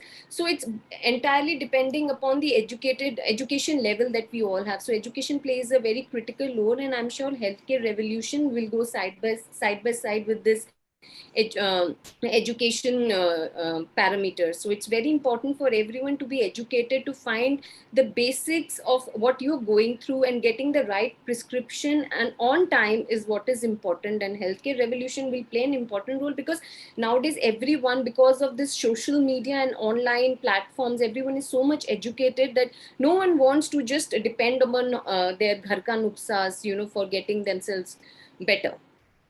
But how do you use knowledge platforms to meet critical challenges ahead, Nancy? Sorry, I didn't get your question. How do you use knowledge platforms to meet critical challenges ahead? For us, I think knowledge platforms are very important, and we need to develop and focus on knowledge platforms vis-a-vis 2 points. Basically, we need to focus on holistic healing, which derives its strength from traditional medicines, Unani, and you can say homeopathic, allopathy. Basically, trying and developing knowledge platforms in a way that we are able to maintain a synergy between the wisdom of Baba Ramdev and the modern science of Sipla per se. Also, I think knowledge platforms are very crucial to bring a synergy between the promoters of health, the practitioners of health, and the consumers of health. So if we are able to maintain a synergy among these three, and of course the medicines that I just mentioned, then we are in safe hands. And knowledge platforms like all the universities, online, the government initiatives and all that will play an important role by creating a synergy and giving a better perspective and idea and views, and working on the myths which are doing rounds. So this is what I feel knowledge platforms will play a role on. But briefly, do you think that people who use internet too much also have a problem because they bypass the doctors? Your voice is cracked. I didn't get you. Can we ask Dr. Anil Dhar, please? Can we ask this question to Dr. Anil? Mr. Shankar, can we ask this question to Dr. Anil Dhar, please? Yeah, Dr. Anil Dhar, my question was, people now are over-dependent on the internet to find out whether they have either COVID, they don't have COVID, or any disease. So this is leading to a sort of paranoia. How is paranoia? So what is your take on this? Yeah, this is the biggest problem for us as well. Leave aside COVID. I'm talking of, suppose I'm a neurosurgeon and someone has back pain. So first they come, they check from internet what they have, what they don't have. This is the biggest problem these days. So they become that internet doctors. So in this pandemic times, yeah, visiting internet is okay. But if you keep on checking again and again, then at some point of time, you'll feel that you actually have a COVID. I have seen so many patients who discuss, I have the sore throat, I have this, and I read from somewhere that you have loss of smell, you have all those things, and I want to get my test done. So such problems are there, but you have to educate people. That is the only thing you can that comes to my mind. And you tell them that from the social media, from anything else, you have to educate basically. the people. This is the only way. In fact, there's a study in NIMHANS which shows that cyberchondria is the biggest problem that is emerging. They call it cyberchondria. Yeah. And one more thing is that they start taking drugs of their own. So when they see that there is a fever, they start antibiotics. They take hydroxychloroquine. I have seen so many patients. They self-medicate. That is the biggest problem. At least the reading up to a level of reading is okay, but taking medications they should not. So yes. Dr. Thar, you're saying something, yeah? I said that they should not take medicine, and they should in these pandemic times you should watch less of these pandemic news. You should watch less of this thing internet. That's the best thing you can do. Yeah, so today's session is the pandemic all set to change the world we live. Can I have a last line from each of the panelists, starting from Vivek and going up to Shwetima also, that what is the key change you see which will happen in the world, in our country? Vivek, your wisdom on this? Yeah, so coming from, seeing the pandemic with close quarters, I think we have to learn to live in new normal. We have to stop fearing about this, and we have to take precautions. That's absolutely there. But as rightly said by Dr. Dhar, I think we have to contain ourselves, not getting too much information, unnecessary, reading about virus too much. And I think there are many things to worry about in life. So I would rather say and request people to think positive, think proactive, learn to live life in a new normal, take precaution, and live life to the fullest. I think these things will keep on coming and going. We should not get stopped at this level. So in the end, I'll come to Professor Pandav also, and then we jump on to the next session. Can we have one word from Dr. Dhar, sir? What do you think? What major change you see from your wisdom? So you're on mute. I think one thing what pandemic has taught everyone is that all religions and whatever thing, we are at the same level. Virus doesn't differentiate among one individual or the other. If he's rich, poor, virus can affect anyone. So you can spend crores and crores on security, but you need to spend at least something on the healthcare. Brilliant. Nancy, your take, please. I think this pandemic has taught us and prepared us mentally. Earlier, I don't think any one of us has faced such a situation. So we are mentally prepared, and now we know whether to focus on myth or reality. I mean, there is a scientific approach to follow or myths which are doing right. So we are mentally prepared and ready to approach it in a better way. Brilliant. Dr. Manoj, I think he's dropped out. His connection was poor. So, sir, Dr. Pandav is with us. He is the pioneer of iodization of salt in India, due to which we get iodized salt in our country today, and which has prevented thousands and lakhs of people to being diseased. So, sir, your wisdom, please, on this. So you're on mute, sir. Dr. Pandav, you're on mute, sir.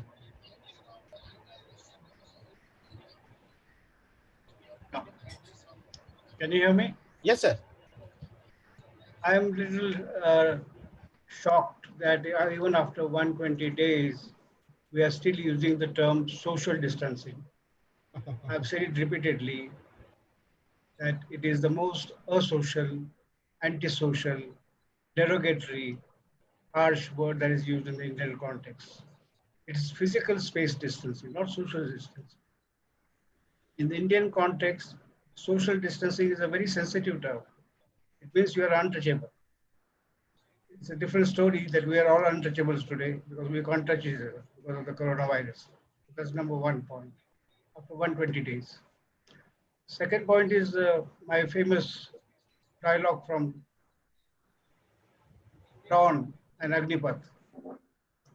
Greeting coronavirus. So there are two versions of Dawn, Dawn 1 and Dawn 2. Amitabh Bachchan and Zeenat Aman, Shah Rukh Khan and Priyanka Chopra. The first, when greeting coronavirus, it says that Dawn ko pakadna mushkil hi nahi, namumkin hai, because coronavirus was invisible. Now we have traveled so much in the last 120 days. I'm reminded of the dialogue from Agnipath, Sanjay Dutt. जब तुम्हारा दुश्मन तुमसे ताकतवान रहता है, शक्तिशाली हो रहता है, तो एक चीज समझ लो कि उसके साथ प्यार से रहो, उसके साथ समझौता करो, ताकि आपकी उम्र भी लंबी हो जाएगी और आपका दुश्मन भी खुश रहे. So that is greeting coronavirus, or meeting and eating with coronavirus. That's what I would say. Thank you, sir. Shwetima, you have been interacting with thousands of experts and people from different sections of the society as RJ of Radio Mirchi. So what would be your few liners on your experience and your where we are and where you think we'll move to? Doctor Pandav ने एक बहुत अच्छी सी lines बताई, तो उससे मुझे एक शायरी याद आई है कि सफर में हम सफर की तलाश तो ना थी, कि सफर में हम सफर की तलाश तो ना थी, पर कोई तुमसा मिल जाएगा ये भी कहाँ सोचा था. Which means in these times nobody had thought that we will come across anything like this, but yes, since we have come across such a thing, तो कहते ना आदत सी डालनी पड़ेगी. And I think people are learning to live with it. A lot of obstacles, but yes, we are growing each day. अगर मैं youngsters की बात करूं, families की बात करूं, I think after ages हम लोगों ने आपस में एक दूसरे के साथ वक्त बिताया है. I got to meet business people who were saying that my kids had literally forgot कि मुझे क्या क्या पसंद था, because I never used to stay with them. So these things हर मुश्किल वक्त हमें जीने में ना जिंदगी में कुछ बेहतर बनना सिखाता है. So I'm sure in all the tough times, we are definitely going to grow together, stronger and better. Thank you. I think since we have shortage of time, Shankar sir, on your behalf, I would like to close this panel and move on to the second, which is a little serious one, with medical experts from India and UK on where do we stand in the pandemic. Just with two announcements. We are live on about 150 Facebook pages. The Facebook page link, Facebook link has been shared with all the speakers and all the participants, so you can also log on Facebook. Second is we have first time constituted a COVID Hero Award. We have selected, shortlisted 8 individuals, not organizations. This COVID Hero Award is for individuals whom we want to honor for their voluntary contribution to COVID management in the society, in the community where they were living. So as I was telling Shwetima in the morning, there is one DSP from Kashmir who has done a brilliant job on creating a COVID community and delivering drugs free of cost, doing a lot of other social work for COVID sufferers and for the community as a whole. Similarly, we have 8 such selected candidates, selected COVID fighters from across the country. With this, I will hand over. Thank you all panelists. Thank you for being here today. And with this, I hand over. We'll keep on this discussion and the series of our COVID Fighters Safety Movement program going forward. And with this, I hand over to Mr. Shankar to take over the second session, please. Thank you, Shwetima. Thank you, Nancy. Thank you, Vivek. Thank you, Dr. Manoj. Thank you, and thank you, Dr. So thank you. Yeah, Shankar sir, before we start the second session, I'll just briefly introduce our panelists for the day. Yes. So today with you, we have a co-moderator, Mr. C.H. Krishnan. He's editor of Future Medicine India. He founded the Future Medicine, India's first medical science news magazine for the clinicians and healthcare fraternity in 2018. Demonstrated strong history of working in the publishing industry and long association with several large and mainstream media organizations, skilled in news analysis writing, breaking news, feature, and editing in business, science, and financial journalism. Professional specialization in health and life sciences, intellectual property rights, and trade law. Special interest in art, music, movies, and creative writing. Then we have with us Ms. Yvonne Biggins.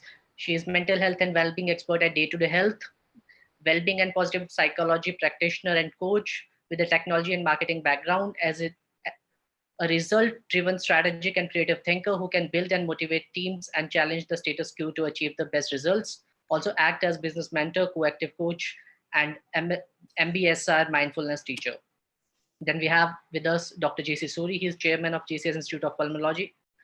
Pulmonologist by training, Professor J.C. Suri is a pioneer of critical care and sleep medicine in India. He worked at Safdarjung Hospital from 1984 to 2018, where he has instrumental in creating India's first holistic pulmonary critical care and sleep medicine department, which he headed from 1990 to 2018. Professor Suri set up the first physician-run intensive care unit in Northern India, with the aim to provide integrated diagnostic, supportive, and therapeutic services to critically ill patients.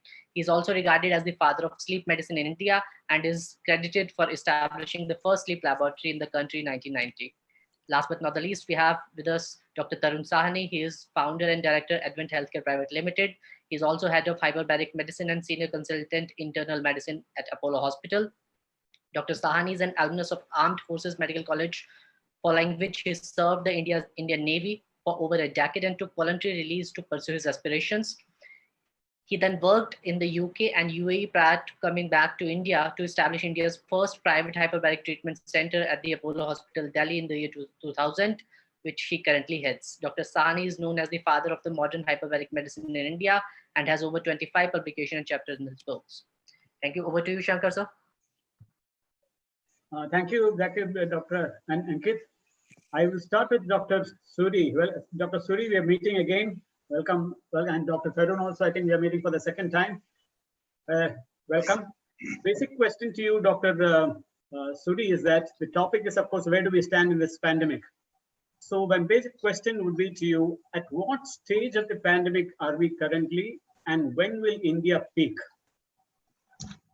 Yes, see, it is very difficult to define at the moment where we are, but we are somewhere, I would say, close to middle of the pandemic.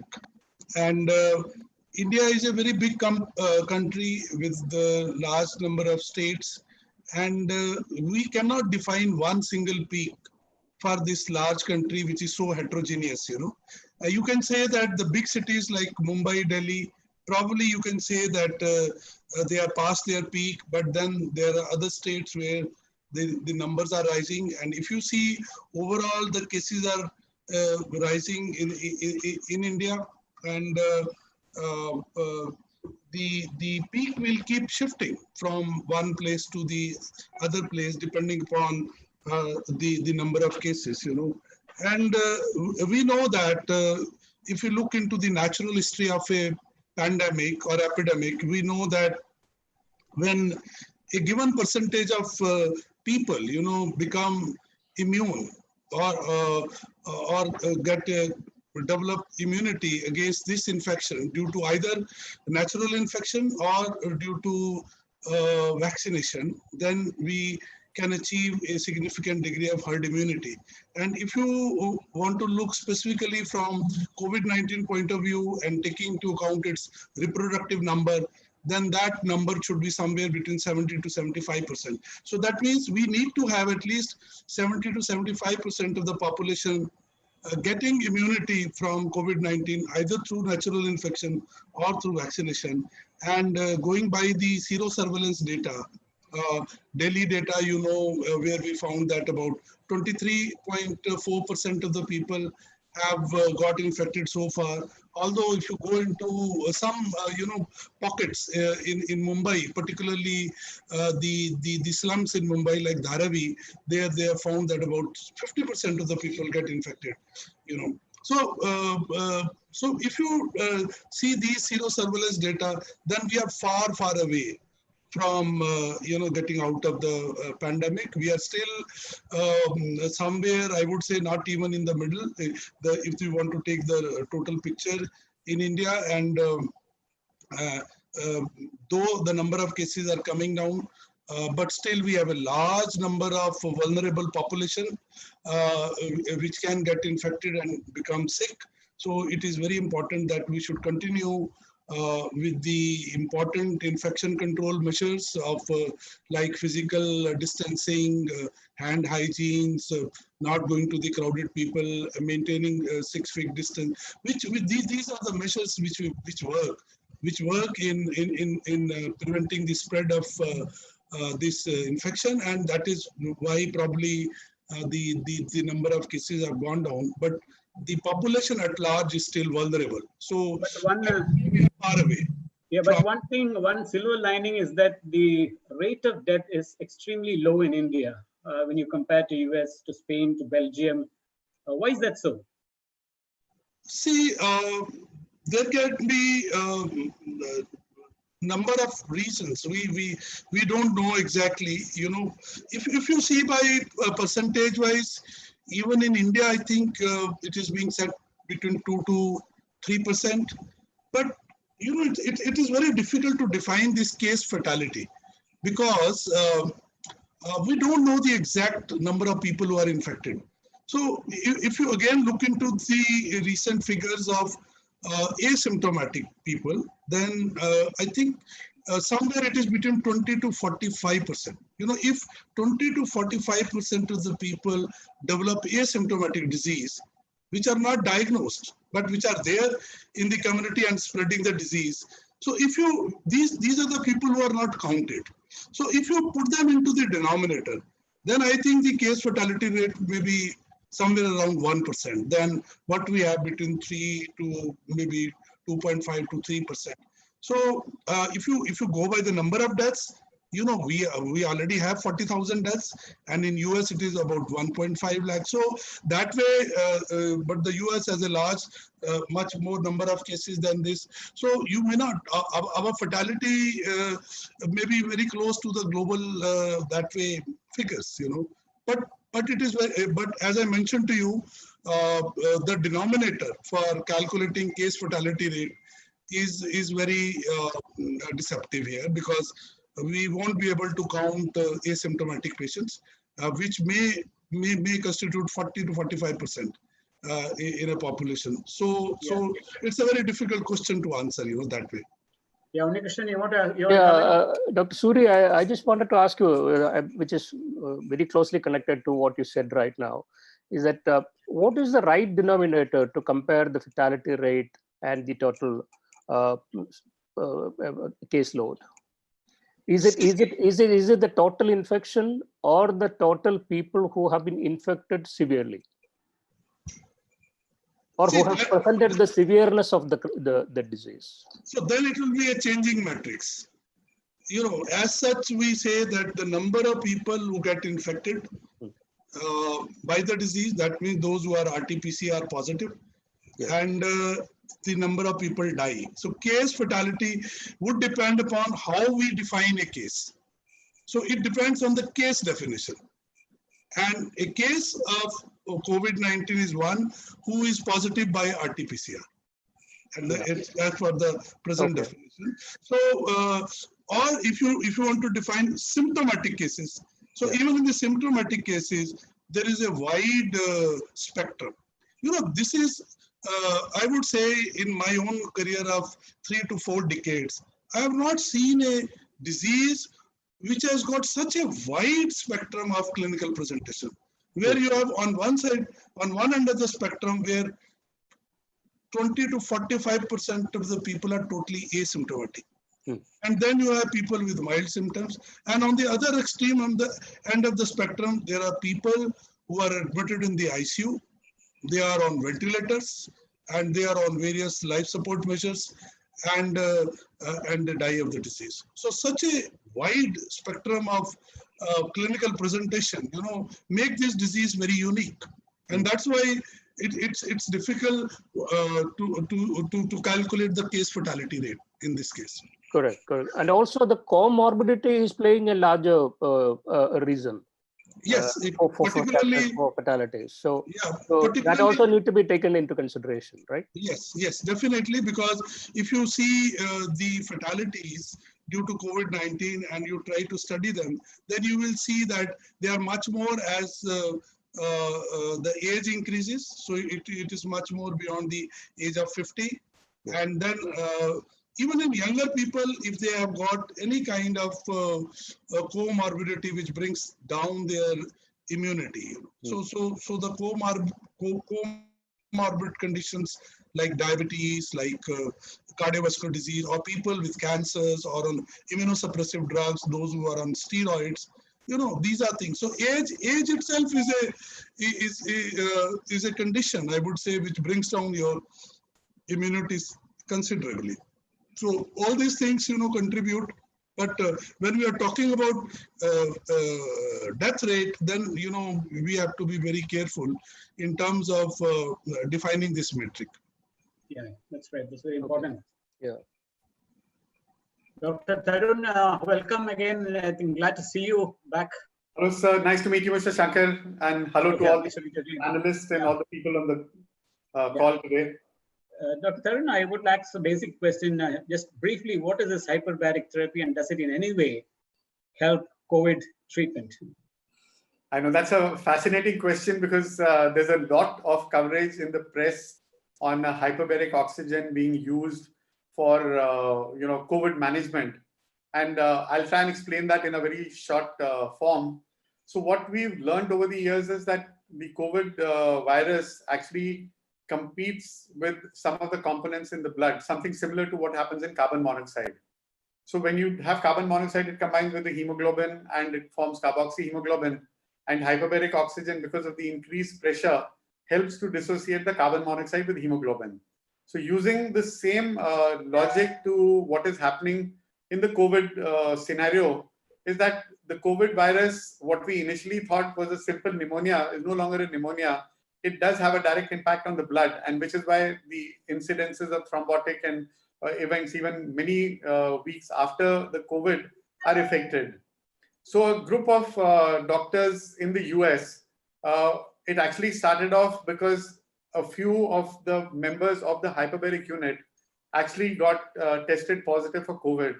And these some of them were Afro-Asians, and they were big built women, and they were having to work on very high flow nasal delivery of oxygen. And even despite that, they were not being able to overcome the hypoxia which the COVID virus was doing. So voluntarily, because they had worked in the hyperbaric unit, and there was a logic to, by increasing the pressure, like we were increasing the flows, that if we increase the flow and we increase the pressure of oxygen, would that have any benefit? And that publication is available on the internet, where it's a series of only 10 patients from a center in the US. And I attended one of the webinars which they had given.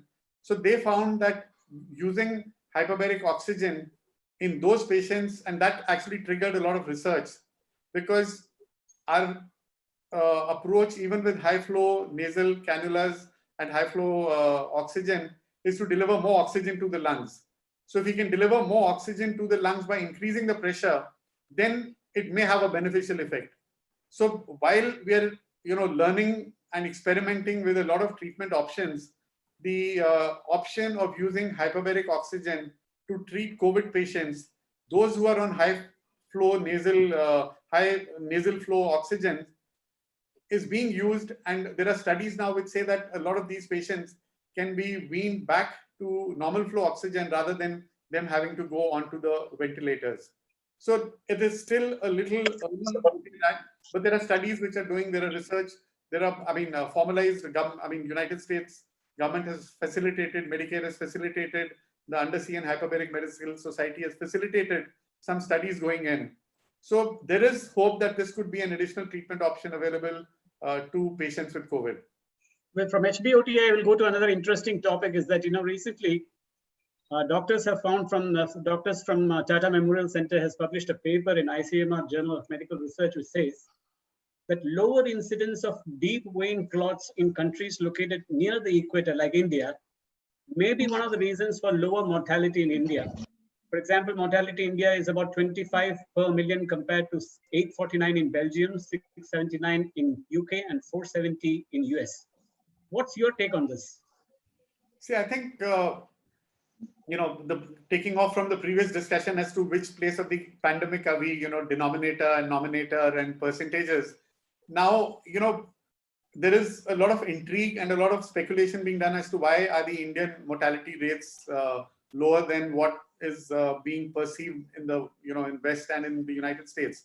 And I think one of them, which, is being promoted, is that we've all been exposed to HCQS, maybe we've all had BCG when we were born, and all these parameters. So one of the other parameters is that maybe the clotting mechanism, which is much more, prevalent in the Western population, because of their thing, is not so prevalent in India. So the incidence of peripheral venous thrombosis in patients with COVID is probably lower in India than in the West. Having said that, there have been instances, including of doctors who've got out of COVID, and a couple of days later, a week or two later, they've again come back to the hospital with very severe form of pneumonia, and where we thought that they had pulmonary embolism. And I think now it's almost standard, at least in a hospital, it's standard that patients who had moderate to severe disease, if not mild to moderate, but definitely moderate to severe disease, are being put on low molecular weight heparins and are being put on oral coagulants for at least 2 to 4 weeks after that. So we are cognizant that that is a risk factor. And like I said, the perspective towards the disease has changed. Where it was supposed to be a simple viral pneumonia, we're saying now it causes an inflammatory response, which is seen in every organ of the body. We're now saying it causes thrombotic events. So it's also a procoagulant to a nature to some degree. So these are two new parameters to it. And it's possible that we as Indians do not have as much venous thrombosis as in different parts of the world. Yeah, you want to comment as well? Yeah, Nick, you want to comment? Yeah, Dr. Sahani, that was an interesting point which you said now. Is there genetic factors which also plays a crucial role, as well as far as this this ACE2 receptors are the key factor which helps the virus to get in?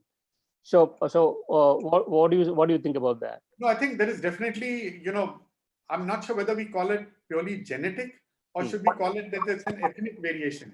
Okay. We as Indians have an ethnic variation in our genetic makeup which is occurring, or is it genetically that I've inherited from me? So I'm not sure whether the word should be genetic or ethnic, but there definitely is a different impact of the disease based on different ethnic groups in different parts of the world. And like I said, in the United States, they were finding that the Afro-Americans, the people were being more affected than the pure American white population. So there is definitely an ethnic differentiation in the way the virus behaves. I mean, I'm not sure whether we can call it genetic, but there is definitely, it'll need a lot more studies to do that before we can make a categorical statement. And I don't think we are yet ready to do that. We are now still battling the virus. We are still battling and looking for newer and newer treatment options. We are battling to find a vaccine, because that really will be the ultimate sort of paradigm change which will take place if we get a vaccine by end of the year and we can actually do that to a large number of people. Dr. Begins, nice to see you again after a long time. We had met last time in the seminar again. Thank you for having me back. Yeah, glad to see you. I'll ask the same question which we had discussed in the previous session. What is the impact of COVID on mental health as such across the globe? And if you have data on India, what's the impact, especially among children? Yeah, I actually created a very short presentation, so I might just share my screen if that's okay. Sure, you're fine. Go ahead. Yeah. So you can see my screen? Yeah. Yes. Okay. So I've kind of broken this down into two sections. So obviously, children are affected, as adults are affected by this pandemic. And I've kind of come at it from an angle of, what we can do to support children. And so the first thing is really providing safety and reassurance to children. And that, that really needs to come from parents, caregivers, teachers, to really sort of model, not to, because there's so much emotional contagion, teachers, or if they're stressed, then, children will pick up on that. So providing safety can come through, expressing emotions. So it's just a small kind of screenshot here of a feelings diary. So you can sit down with children and look at how they're feeling. Today I felt, one thing that made me happy was I'm worried about, and there's lots of different strategies, really encouraging children to talk about their emotions, to talk about their feelings, to express themselves and not keep it in. Routine, children crave routine. That's why schools are set up like they are, with a very clear timetable, lunchtime breaks. And so it's really important to recreate that at home.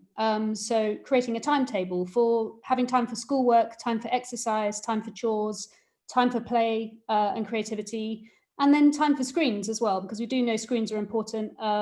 Maybe not too much screen time, but children do still, they are digital natives and are brought up with screens, and some of their schoolwork is on screens. I can't stress enough the importance of exercise.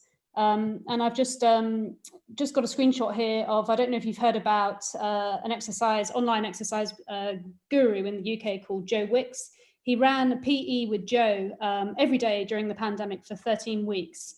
And there were 70 million views of his PE lessons, and families were working out together. You can all access them, they're free online. But exercise is such a great antidote to stress for adults and for children. And it also helps in creating endorphins, improving mood, and preventing against catching infection as well. So really, really promote exercise, relaxation and mindfulness exercises. So this can be short diaphragmatic breathing exercises where you breathe in for 7 seconds and breathe out for 11 seconds. It really kind of activates the parasympathetic nervous system, which helps us all relax and get into a kind of rest and digest mode rather than fight flight. And those can be done kind of in the moment, or longer pranayama type exercises as well. And any distraction exercises that you can find. So painting pebbles, creating a den, anything like encouraging children to have lots of playtime. And then kindness is also a great antidote to stress.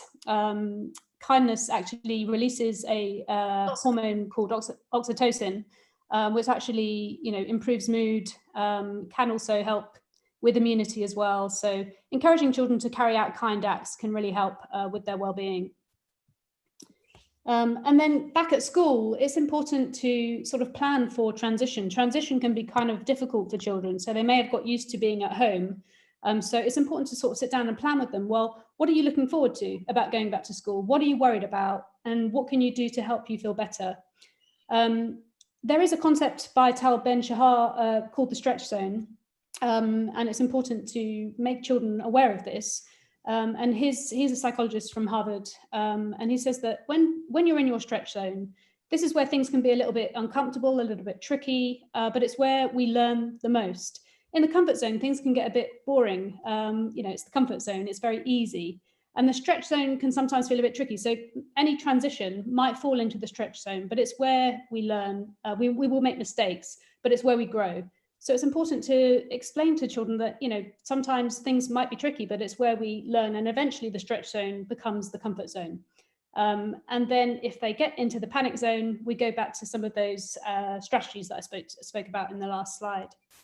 Another very small exercise you can do is to jot down 3 things that have gone well. So they can reflect on lockdown about 3 things that have gone well, or 3 things that have gone well at the end of a week. And that can really help to rewire the negativity bias that I spoke about before that we all have, and really kind of create more sort of positive thinking. Did you want me to continue for young professionals, or? Yeah, I think we're just running out of time, but I think that great exercise. I think in India also we need to learn how we can slowly, take children back to school without their stress levels increasing. That's very, basically good. And not only that, in India, we have seen a lot of children also committing suicides because of such activities that have gone missing in their life. So I will conclude this session. It was great, Ms. Biggins, with this wonderful presentation that you had. I think it's relevant across the globe, but we need to specifically model it to India too, because our situation is slightly different. So I will conclude this session saying that, we'll just sum it up. As far as Dr. Suri said, that we are just not even near the peak. We are just somewhere in the middle. Dr. Tharun said that, we are still, there are a lot of puzzles to be solved. Hyperbaric, of course, is one of the studies that's going on. Yet we do not know the exact metrics of the virus, because we have yet to get a handle on it. And Ms. Biggins, of course, is a very remarkable person who has been trying to, deal with children, with very, very important field, because we are always been focusing on patients, but we are forgetting a large section of children who are vulnerable to their formative age, and that's very, very important. So this session has been extremely wonderful. Unikrishnan, do you want to conclude with a few lines? Yeah, see, most of the topics what we have touched upon is very relevant as far as this current situation is concerned. And as Dr. Suri said that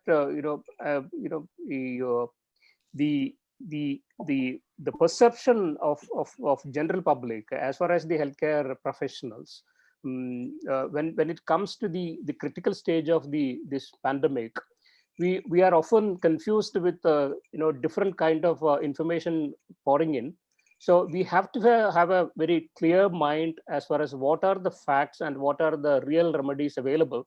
and also to get hold of the information, the correct information, what is available through a good channel. So that will be helpful for most of the people, even for the general public, to face this pandemic in a proper and careful manner. Yes, that's right. The basic thing is to keep away from the fear pandemic. I think that's most important. So before we conclude, sorry, I'm pitching in, Shankar sir. So No one problem. of the very, taking forward from our last discussions in a series of discussions we have been having for last 120 days, a couple of questions which I find very relevant to Dr. Tarun Sahni, and he has also touched upon it in the past, are related to, like we have a learnings of more than 120 days in India, more than 11 lakh, 12 lakh, 13 lakh cases across the world. More, sorry, 1 crore 30 lakh cases across the world, more than 6 lakh, 7 lakh deaths, more than 1 lakh deaths in India. So with these learnings, you talked about the symptoms, the new symptoms which are coming in. So you talked about few very peculiar symptoms coming out for COVID patients. So can you throw some light in terms of our learnings with respect to the symptoms of COVID patients? Any difference we see the symptoms which were coming in the beginning and after 120 days and 150 days of global pandemic? Thanks, Pradeep. I think what we've realized is that what we initially came in, which still forms the cornerstone of diagnosis, that is fever, cough, irritation in the throat. I mean, the large majority of patients will definitely have this, but a smaller percentage of patients are coming forward with COVID with none of the above symptoms, and the only thing they will have is, not being able to smell properly or be able to taste properly. So those are two symptoms which only recently came into the forefront. Also, there have been patients now with only diarrhea, and when you've tested them, they've been found to be with, COVID positive. So what we are learning is that there could be a change either in the morphology of the virus, and which is leading to a difference in the presentation of the virus. So we have now become even much and more, we become more alert. So every patient who comes in with a symptom which doesn't fit into the profile and doesn't fit into the clinical presentation, based on what we see in the patient, we do still think that COVID should be one of the diagnoses there. So there is a change, and like the 2-3 new symptoms are, not being able to smell, not being able to, taste, and and even some gastric symptoms which would be there. Thank you. Dr. Suri, one last question to you for this session. Sir, we are also introducing our campaign. We have a very interesting mask session after this, after Future of Healthcare. And we had distinguished people from like WHO country director to a lot of experts, mask experts, science of mask, history of mask. And we are launching a program called Mask is Must. That this is coming out to be one of the key things, much important than a vaccine to prevent COVID going forward. When the whole country and the whole world has opened up, we cannot do further lockdowns. The economy has to come back. People have to go for work, and the markets are open. People are roaming here and there. So one of the key things which came and which prompted us also to, and which is one of the reasons why mask has become so important, is the oral the infection, the float of COVID in the air. That study also came that how airborne COVID infection is happening very fast. So what is your learning in the last 4 months of seeing such patients being infected? And what is your take on the mask, wearing mask? So you have to unmute. See, mask is one of the key element, the 4 things which we say, not going to the crowd, keeping a safe distance, at least 6 feet, hand hygiene, and the mask. So mask is definitely, I would say out of these 4, the most important component, because the major source of transmission of infection is the droplet infections. So when somebody coughs, sneezes, or when a person talks, he releases a kind of a droplets, in majority of cases, and most of these droplets do not go beyond 6 feet. But recently there are studies that there may be smaller particles, less than say 2 microns or around 1 micron, which may actually float in the air for some time, and particularly this becomes important in the closed spaces. If somebody sneezes or coughs in a lift or in a room which is not well ventilated, then these droplets can remain airborne for few hours, and somebody comes inside and may inhale. Now, these are the kinds of apprehension which have been raised, but we do not know that what is the viral load in these airborne infections, because they are very small particles, and the amount of virus in these small particles may not be enough for somebody to come after some time and suppose they inhale and develop this disease. So droplet infection still remains the most important way of transmission of this infection, and for that I think wearing mask serves two purposes. One, you don't spread infection to others, and then you don't get infection from the others. So it serves both purposes. And this would, and as we mentioned, that we are still far away from this endemic coming to an end. We are not even maybe close to middle, somewhere between 25 to 50%, and the vaccine is going to come not earlier than the beginning of the next year. So if we have to prevent the spread of infection and also to prevent our vulnerable population getting infection or serious form of infection for which hospitalization is required, I think wearing mask, particularly outside, once you go outside your home, would be the most important component. Thank you, Dr. Suri. Thank you all panelists. And just few answers. One is we are going live on Facebook, about 200 pages of Facebook from our healfoundation.in Facebook page, and viewed by thousands of viewers across, trying to convey this message and reach this message to the maximum people we can through this the summit, the second India Healthcare eSUMMIT.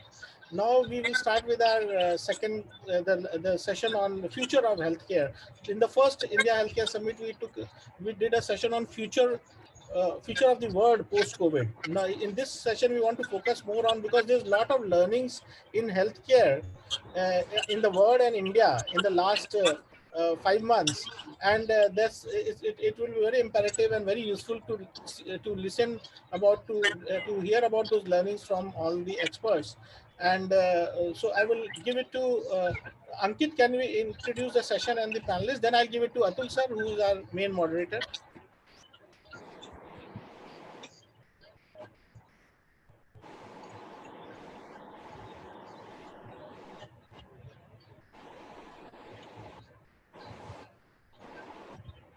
Ankit, you're not audible.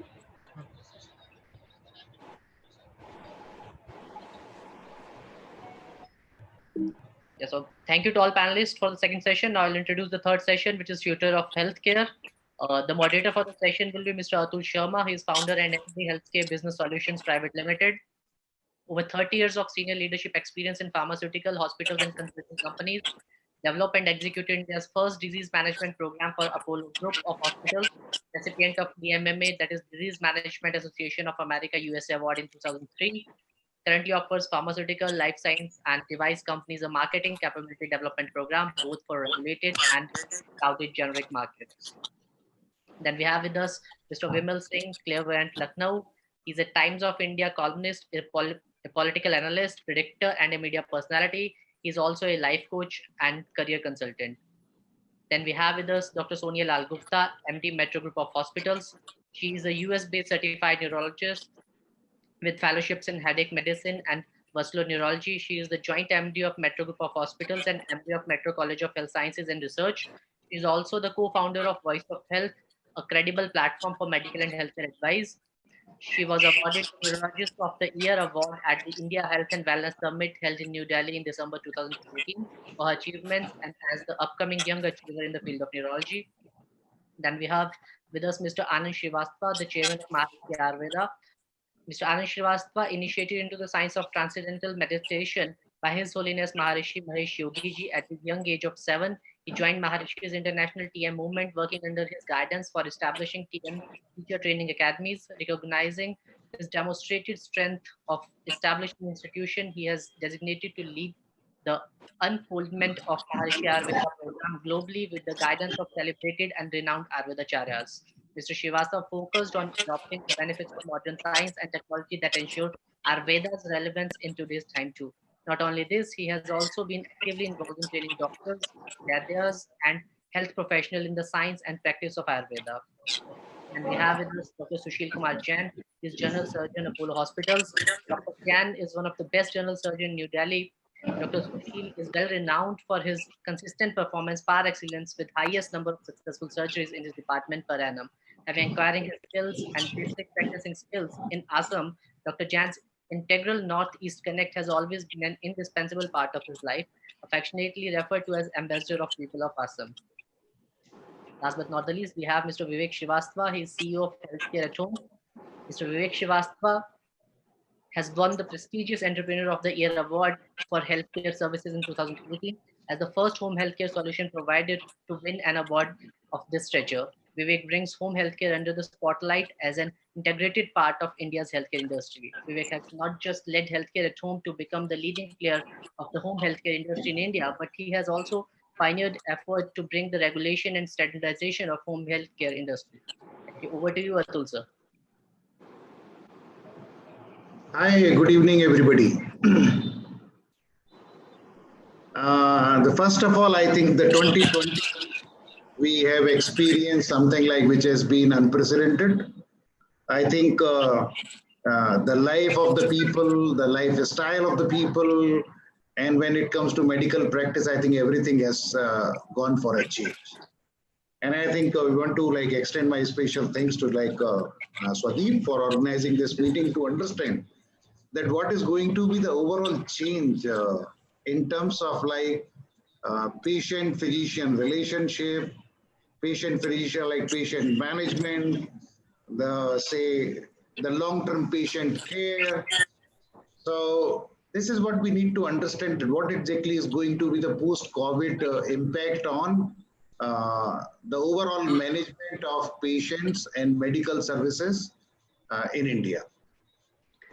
So the first question I think I'll ask to practicing surgeon like Dr. Sushil Jain and Dr. Sonia Lal in terms to understand that how do you feel that this shift is going to happen in the real time patient-physician relationship, short-term or say that emergency patient management to the long-term patient management.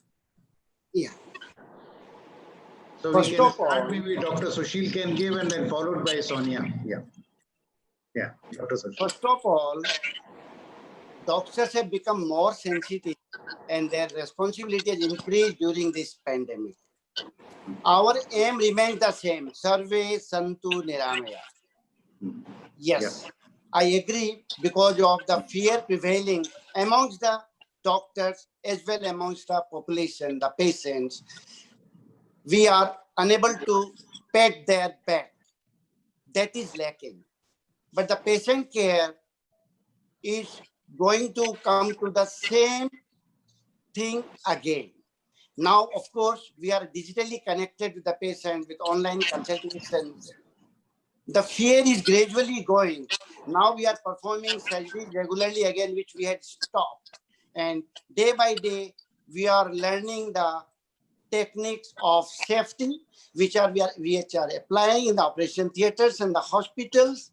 And in long run, I think of maintaining the common precautions, we will be able to come to the routine practice.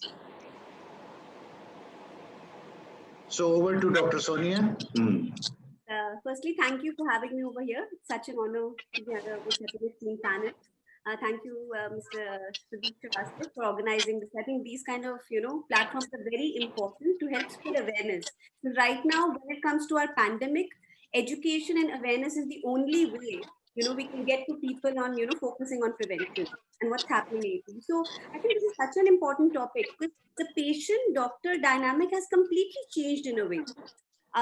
We always believed in that human touch, and now suddenly even that human touch when a patient is in front of you, you are examining with your mask on, you can't see your expressions, you can't see that emotion of a patient. The patient can't see the doctor. So I think first and foremost, if we think from a point of view of a doctor-patient relationship, I think that what used to be it'll never be the same again, at least for some time. Over time we will adapt to it in a different way, and that emotionality and that bond will still we'll be able to get that back. But I think that's first and foremost that touch that we learned, to how to speak to a patient and how to read the expressions. Like in neurology, a lot of times, the moment the patient enters, half of our exam is done just observing how the patient is entering, how the face looks like. Now the face has a mask. So you have to tell the patient to remove the mask to even see if it's equal or not. Like just a small example, right? So that is one aspect of it. I think the other aspect that COVID really highlighted was, the loneliness factor. I think this was the first time that it hit people that how death can be lonely in India, especially when people die. I mean, people die from various diseases, but you always have your family around you in your last moments.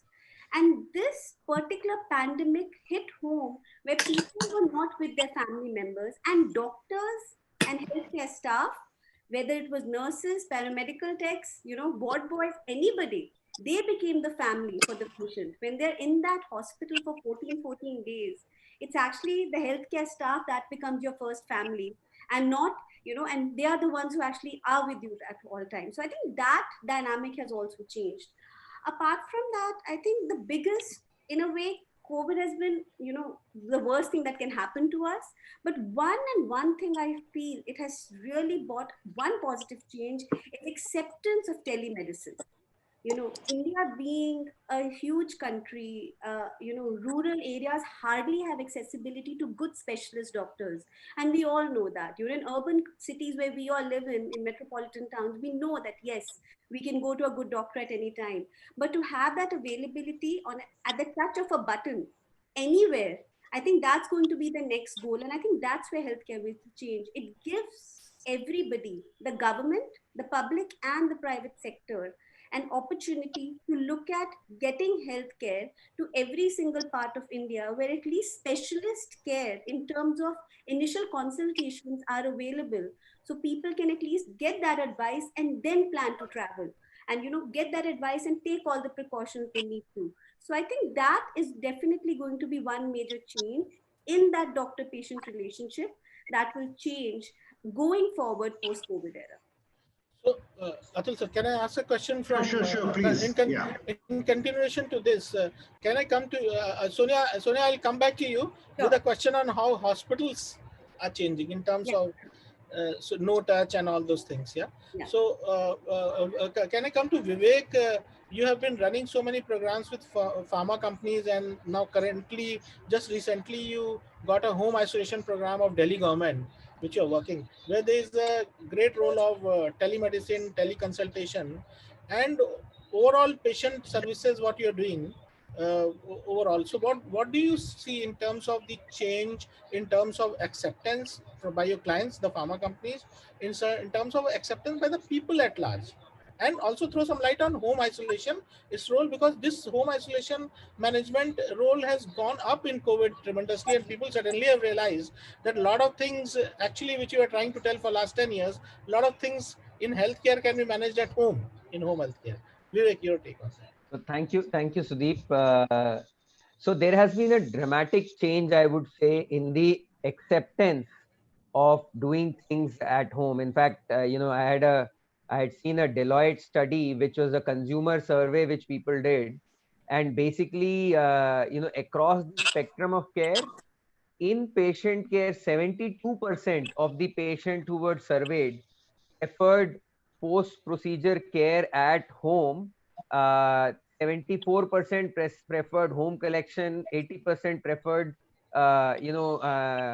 preferred home consultation, and so on. So there is a huge shift in the way people think, and this is not only true with people. I'm getting every day, I get phone calls, ये घर पे कर सकते हो क्या?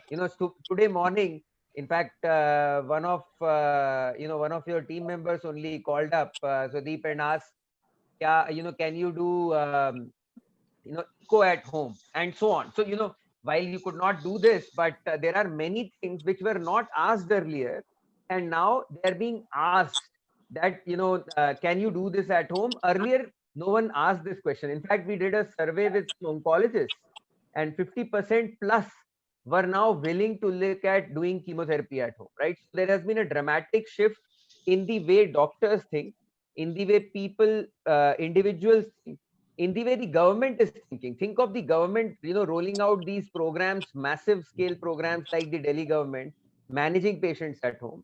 And insurance, one of the big payers is insurance. Insurance covers all our services related to COVID, some of them cashless, some of them with some restrictions, but there is a huge push from the insurance itself, with IRD also pushing it, that you should cover these things at home. So there is a big shift in the way people are thinking.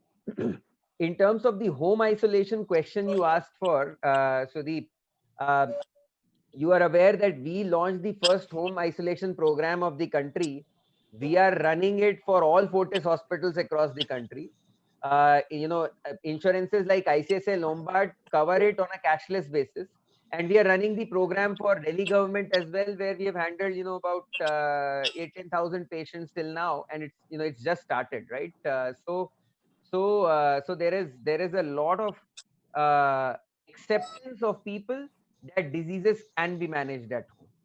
And same is the case with with the pharma companies, where we were doing some physical touch programs, are now moving into a lot of digital programs where we are handling and managing patients across disease segments, gut diseases to neurosciences, epilepsy, and so on and so forth, all these being managed through digital programs.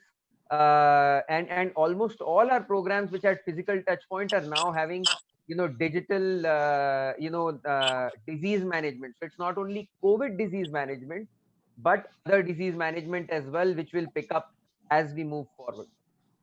Yeah.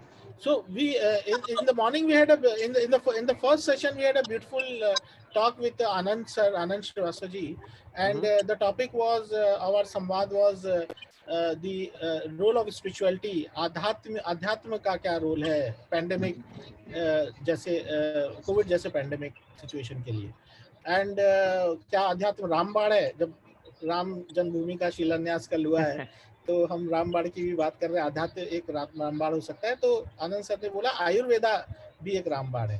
तो Atul sir, your questions for Anand Srivastava.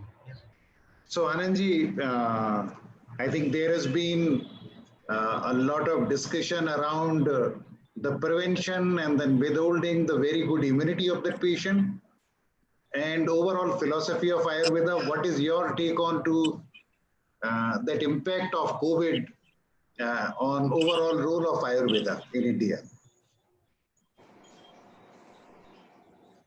Yes, thank you. Actually, when we look at the whole situation, whole scenario of COVID era, we can see that COVID has actually taught us several lessons. And one of the very important lesson is that one should not continue living with comorbid conditions. It has been quite common for people कि सुबह एक गोली ले ली diabetes की, शाम को एक ले ली और सोचा कि हम बिल्कुल ठीक हैं, या ब्लड प्रेशर की एक गोली ले ली, ओ बस छोटी सी गोली तो लेनी है, आप तो बिल्कुल परफेक्ट हैं हेल्थ वाइज। तो ये चीजें अब नहीं चलेंगी, because what we have learned from the available data, that small number, maybe around 5% is the world average, who could not make it or who could not get through the COVID infection. Most of the people were amongst those who were having some comorbid conditions. So what I would say that Ayurveda is going to give that knowledge to people, to whole world, that change which can be brought is with the knowledge of Ayurveda, that you have to get rid of comorbid conditions.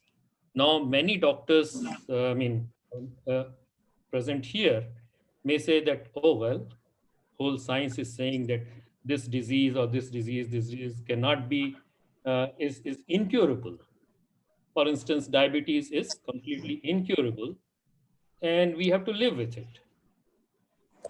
But if we look at the whole thing a little deeply, what we find that we don't treat diabetes, we simply treat high blood sugar, which is only a symptom of diabetes. So while treating the symptom, we cannot say we are treating the disease. The root cause of disease of diabetes may be something different than just high blood sugar. High blood sugar is the result of the disease coming up.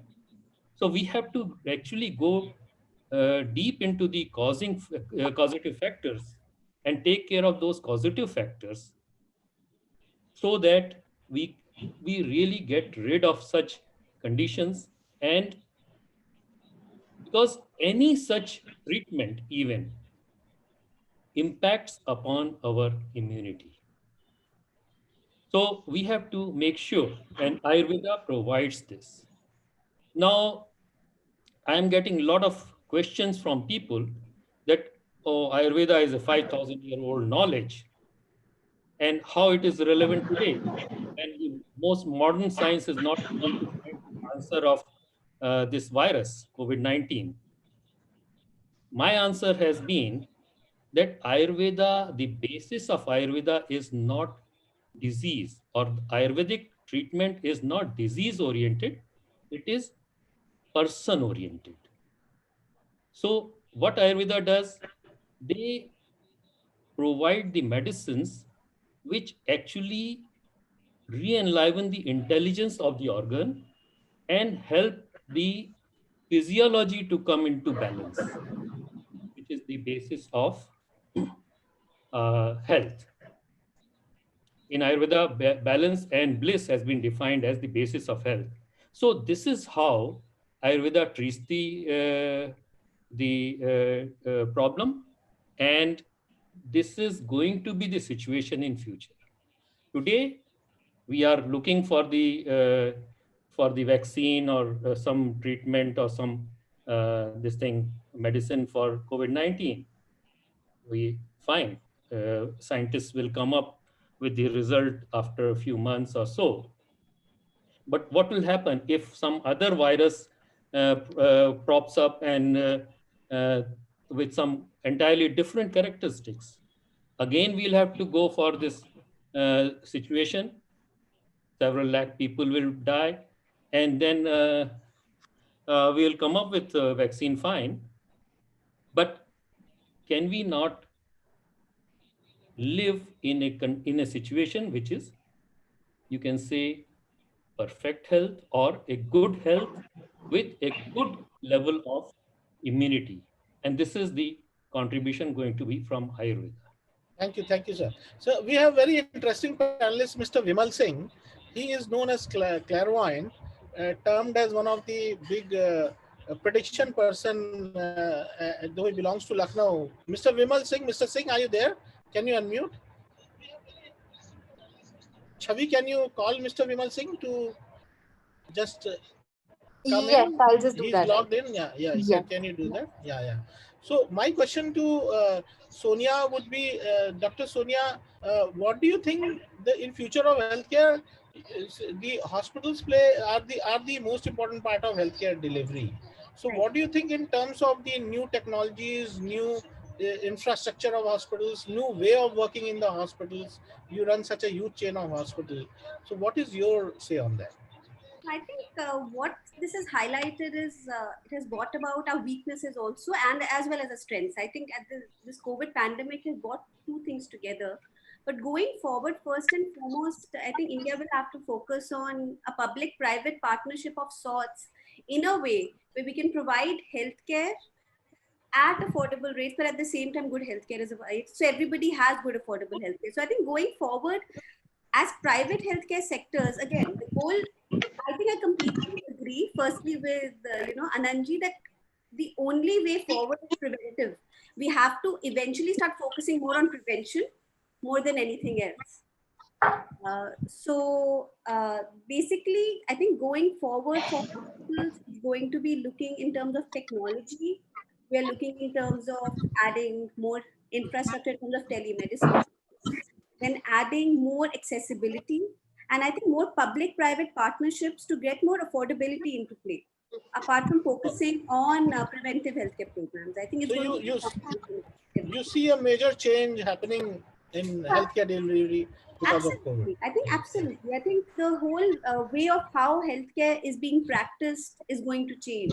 I think people are going to wake up that it's not only COVID, but they have to focus on other infections as well. I mean, TB kills millions every year. We forget tuberculosis, just because we have treatment for it. But I think we have to start focusing on the preventive as well. And within the hospital, how those sanitization practices now that we have started due to COVID, they have to be maintained going forward as well. So I think those are going to be the changes that will slowly and steadily we'll start noticing in healthcare.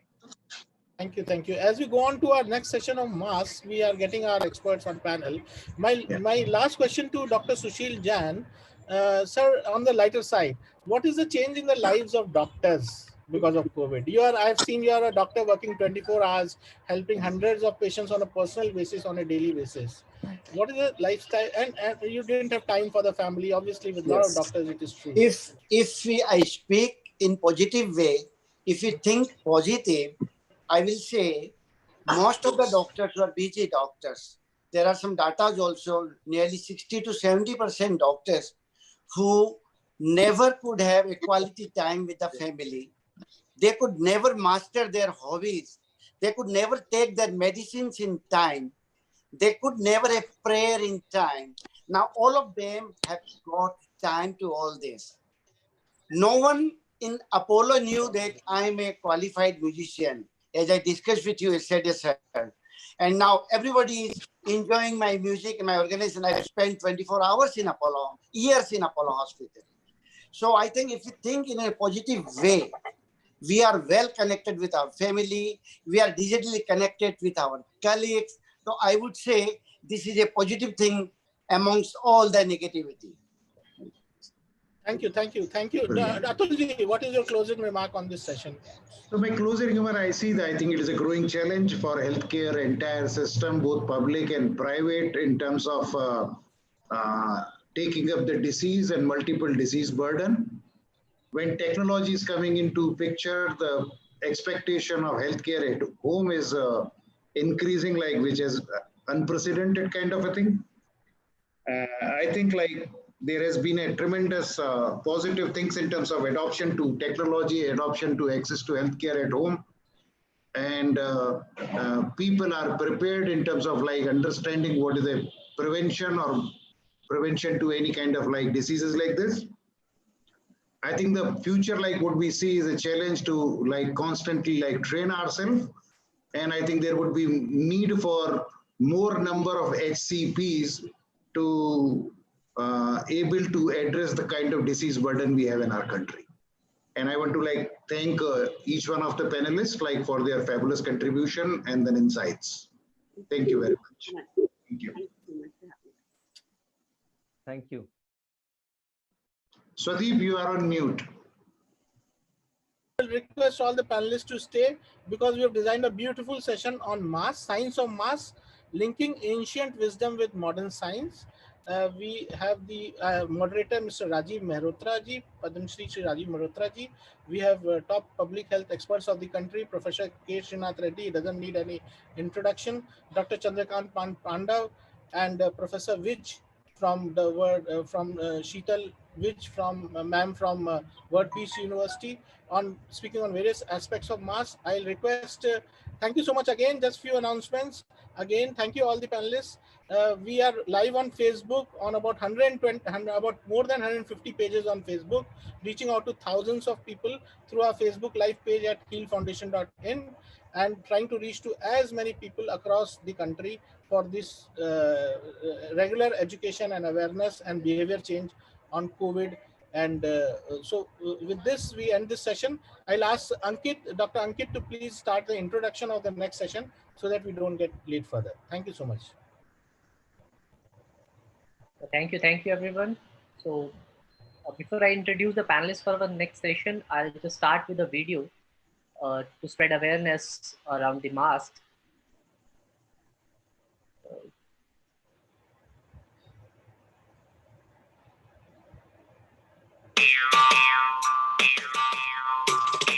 कमला के कानों पर, बिरला के कानों पर, शर्मा के कानों पर, मिश्रा के कानों पर, छुटवैये के और बाहुबली के कानों पर, रायपुर के रोमियो के, जबलपुर की जूलियट के, अड़ोसी पड़ोसी के, मामा मौसी के, चाची के, ताई के, भतीजी और भाई के, नाई के, हलवाई के, 1, 2 और 2.5 के, सबके कानों पर एक जिम्मेदारी है। तो जब जब घर से बाहर जा रहे हैं उसे बखूबी निभा रहे हैं। फिर आप मास्क क्यों नहीं लगा रहे? जनहित में जारी कानों पे जिम्मेदारी।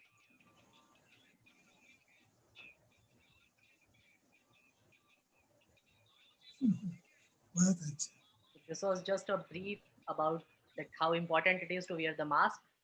And with that, I'd like to introduce our next session.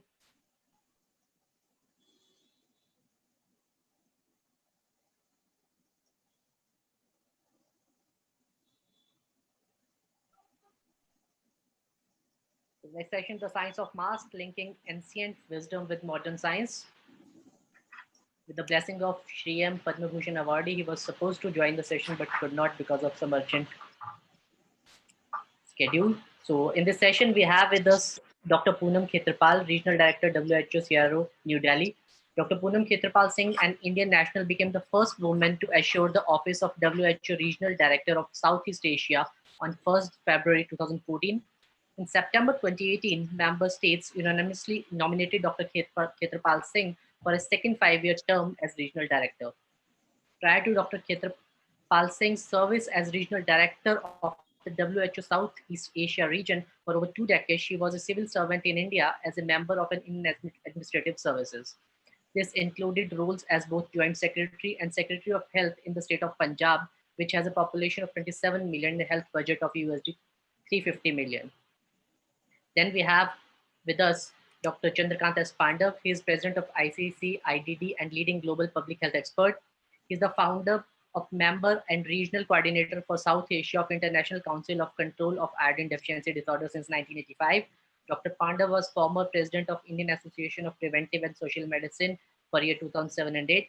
He has been working in the area of iodine deficiency disorder, micronutrients, health system research, health economics, health policy, health program evaluation, PPP, and human rights issues. Then we have with us Professor K. Srinath Reddy, Padma Bhushan awardee, President, Public Health Foundation India. Professor Reddy is presently President of Public Health Foundation of India and formerly headed the Department of Cardiology at All India Institute of Medical Sciences. He was appointed as the first Bernard Lown Visiting Professor of Cardiovascular Health in Harvard School of Public Health in 2019 and 13. He has served on many WHO expert panels and has been president of the World Heart Federation 2013-14. He chaired the core advisory group of health and human rights for the National Human Rights Commission of India for several years and was member of the first National Science and Engineering Research Board of Government of India. Shri Rajiv Sethi, Padma Bhushan awardee, Indian designer, scenographer, and art curator. Shri Rajiv Sethi was born in Delhi to freedom fighter parents. His mother, Krishna Sethi, was a member of Delhi's first Legislative Assembly, and his father, Shri Kishori Lal Sethi, was a businessman and a poet. Shri Sethi spent his formative years in Paris, where he first went to study graphic art on a scholarship. Thereafter, he trained under painter and printmaker Stanley William Hatley at his studio. At age 17, he has mentored by American designer Ray and Charles Eames. Finally, he got a chance to work at studio of French designer Perry Cardin. Meanwhile, in 1960, he designed Delhi's first discotheque cellar at Regal Building, Connaught Place. He is curator and founder chairman of the Asian Heritage Foundation. He is also part of INTACH, constituted the first governing council. Mr. Pushpesh Pant, Padma Shri awardee. Mr. Pushpesh Pant is a noted Indian academic, food critic, and historian. He retired as a professor of international relations from Jawaharlal Nehru University, Delhi. He is one of India's leading experts on international relations as well as the Indian cuisines and a columnist, has written a number of major publications like Forbes. His book, India, the Cookbook, was named as the New York Times as one of the best cookbooks of the year. He has also featured in an interview in the Australian. The government of India awarded him the Padma Shri in 2016. Professor Pant has published widely on travel and tourism with over a dozen books to his credit. Mr. Rajiv Mehrotra. Mr. Mehrotra is Indian writer, television producer, director, documentary filmmaker, personal student of Dalai Lama, for whom he manages as trustee, secretary, and foundation for universal responsibility. He is best known as the former acclaimed host of the India's longest running talk show on public television, In Conversation. As a documentary filmmaker, producer, and commissioning editor, his 650 film has won 50 national awards from the President of India and more than 285 national and international awards. Mr. Swadeep Srivastava, founder Heal Foundation. Dr. Srivastava has an experience of 20 years in the healthcare sector. He has his finger on the pulse of Indian healthcare system. He considers bringing health media in the front line of the media industry and one of the key highlights of his career. Professor Sheetal Vij, Premium Faculty Member, Workplace University, Pune. She teaches in the Department of Computer Engineering, MER, MIT for 20 years, contributed in various subjects like bioinformatics, operating system, advanced computer architecture, system programming, FPL1, 8086 systems, and many more. Over to you, Swadeep. Yeah, so I would now give it over to Shri Rajiv Mehrotra ji, the moderator of this session, sir. Sir, can you take over now, sir? And we can start the session with a sequence of Professor Srinath Reddy speaking first, sir. Then we can have Dr. Pandav, then Mrs. Vij, then other speakers will join in due course of time. Sir, please, over to you, sir. So you have to unmute.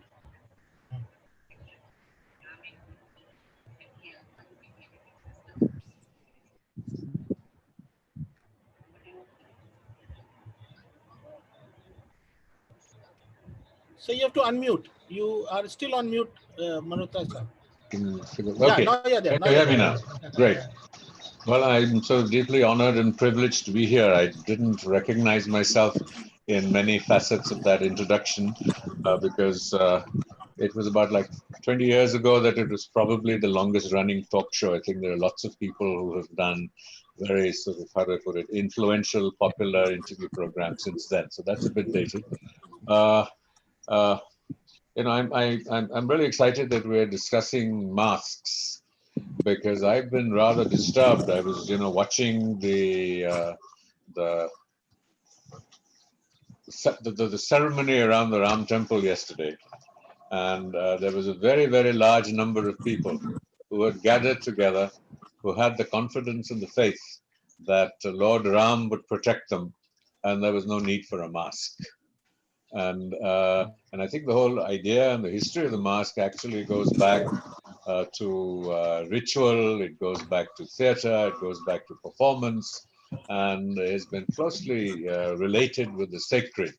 And I think that in today's day and age, when the mask was so desperately needed, and I was also disappointed, and this is being not being political, that when Mr. Amit Shah went into hospital with the COVID virus, there was a lot of footage in television, and if it had been a lesser human being, it would have had a large circle and an arrow pointing to it, that the Home Minister wasn't wearing a mask when on Sunday evening he attended a major function, I think, organized by ICCR.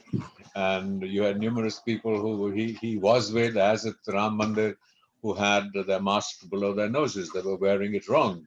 So I think the first thing that comes across is and I was listening to a bit of the earlier discussion, is that the ambiguity in the messaging that is emanating on the one hand from experts, whether it is physical distancing, phrase I prefer to social distancing, or the use of masks. So in terms of the Aam Aadmi, you know, in terms of the message that sort of sinks in is not merely the promotional message that you showed, but what we see people of eminence and substance doing.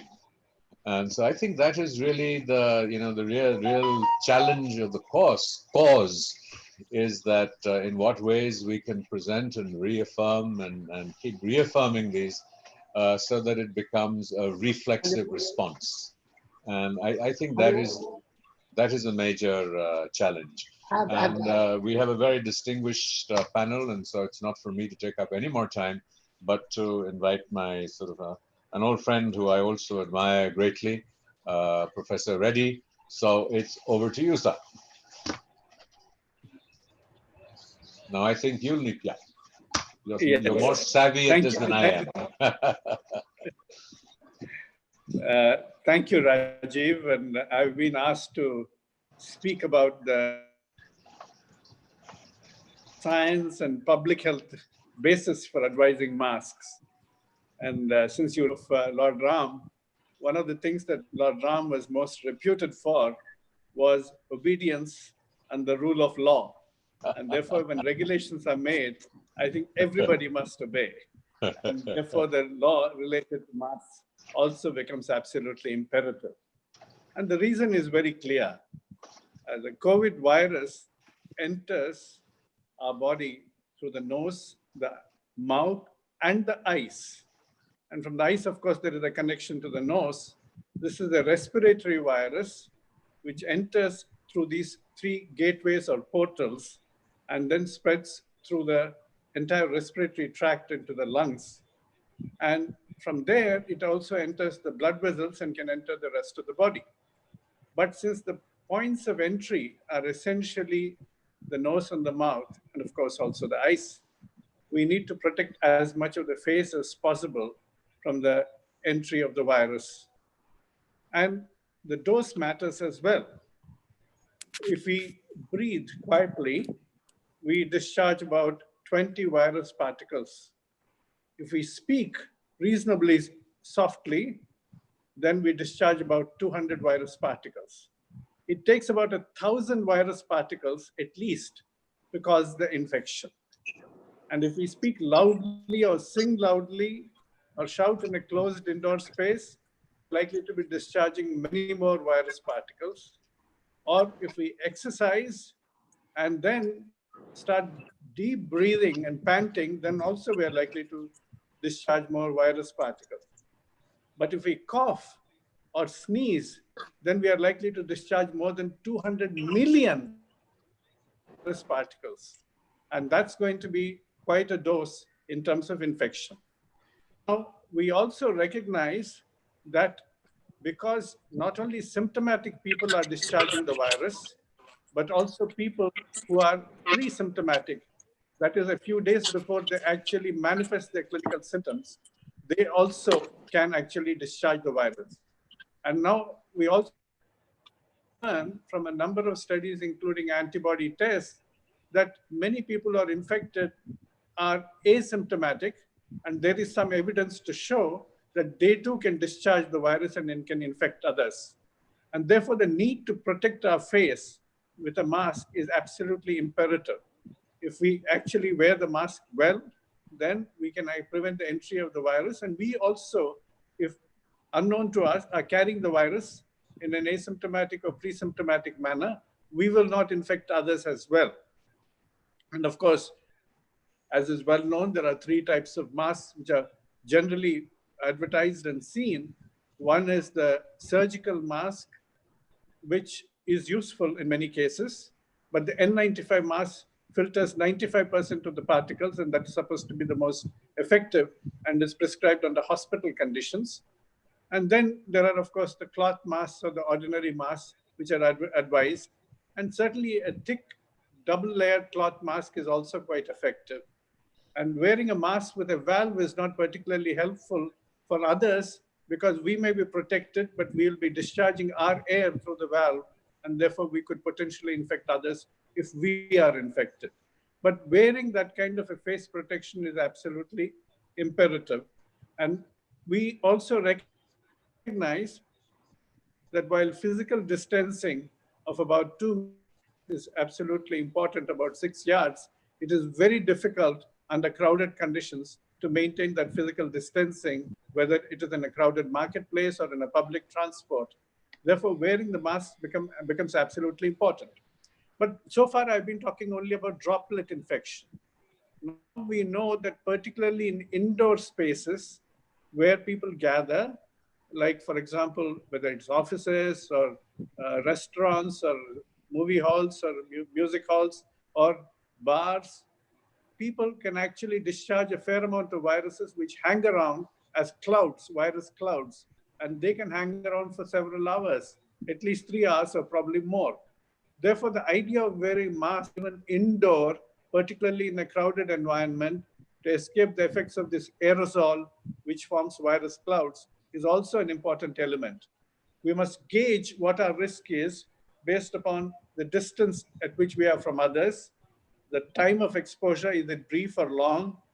Is there air flowing or not flowing? Is there indoor or outdoor with a good air current outside, or no air current or a good air circulation inside? And how crowded the place is? All these are important. But since we cannot gauge all of this in our day-to-day work, and we may encounter unexpected events in which we have to enter a crowd, or we face a person who may be carrying the virus and may come close to us and suddenly start coughing. It is absolutely important for us to wear the mask, both to protect ourselves as well as others. If we can also protect our eyes with spectacles or face shields, that's good. But the minimum thing that we must do is to wear the mask. Now people say, well, we can't have physical distancing. It's not always possible. True, but it has been shown that if we practice wearing masks and hand washing, at least 60% of the risk is cut off. And if you can also ensure that your eyes are protected, then there is additional protection. Therefore, wearing the mask is important. Some people say, oh, wearing the mask is going to cause problems because I'll be breathing my carbon dioxide or impure air and I'll get sick. That's not true at all, because doctors wear it most of the time in the theaters where they're operating, where they're delivering a baby or performing a surgical operation for years together. Nothing happens to them. The Jain Munis go around with masks. Nothing happens to them. So this feeling that a mask is going to cause harm to you is absolutely incorrect if you wear it the right way. And the right way means your nose must be covered, not hanging below your nose or hanging around your neck. Therefore, it's absolutely essential that we recognize that there is a science behind it, that much of the scientific knowledge has grown over the last 4 to 6 months, that whether it is outdoor in the open street or indoor in a closed hall where we can get exposed to droplets or to aerosols, we must wear the mask to protect ourselves. It is not absolutely essential if you are indoor with your own family with whom you are in constant touch. But if one of them is unwell and is on home isolation, as is now being advised for mild cases, then not only that person, but you should also wear a mask if you're coming into contact with that person. So the mask at this point in time is absolutely critical and important. And since Rajiv started off with Lord Sriram, let me say that the mask in this case is Sri Rama Raksha. Thank you. Mr. Mehrotra, you're on mute, please. Sir, you have to unmute. Okay, yep. A quick question, because I suspect you're going to leave us soon. I'm not sure why I suspect that, but the question really is that, in using masks, there is a tendency to, what is the, how long is a particular mask useful? Does washing solve the problem? Can an N95 surgical mask be washed? Because to what degree is the maintenance of the mask important? Well, it's been suggested that surgical masks should be discarded, but even they can be cleaned and washed. Cloth masks can certainly be cleaned. And if you have a couple of them with you, then when one you're using, the other can be washed. But N95 masks are also now, some of them are reusable and they're being made from reusable materials. But it's better for you to carry at least 2 or 3 masks so that you can always wash one while the other is being used. That's the important element. Thank you. I will move to Dr. Pandav, and who's going to sort of talk to us about ancient wisdom in particular, and how that has a bearing on masks. So you have to unmute. Thank you very much, Rajiv. With the sunset years, I celebrate my evenings looking after two columns in my diary. First is called gratitude. The second is called forgiveness. Gratitude, I would like to express my colleagues, the physicians, the nurses, the sanitary workers, the drivers, the lawmakers, for their conscious decision to go into the valley of death. So I must express my gratitude to them for what they are doing as Corona warriors to save all of us at hospital level and at the community level. So gratitude to them. And prayers for their family, for their well-being. I'm not aware, Dr. Srinath might be more aware of this, whether the government of India has any scheme to compensate for any loss that happens or any disability that is caused as a result of getting treatment to the corona patients. I'm not aware at least. Number three, I think there are many pandemics going on in India.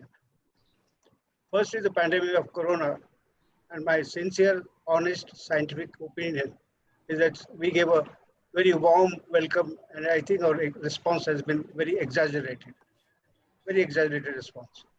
This is the 20th pandemic.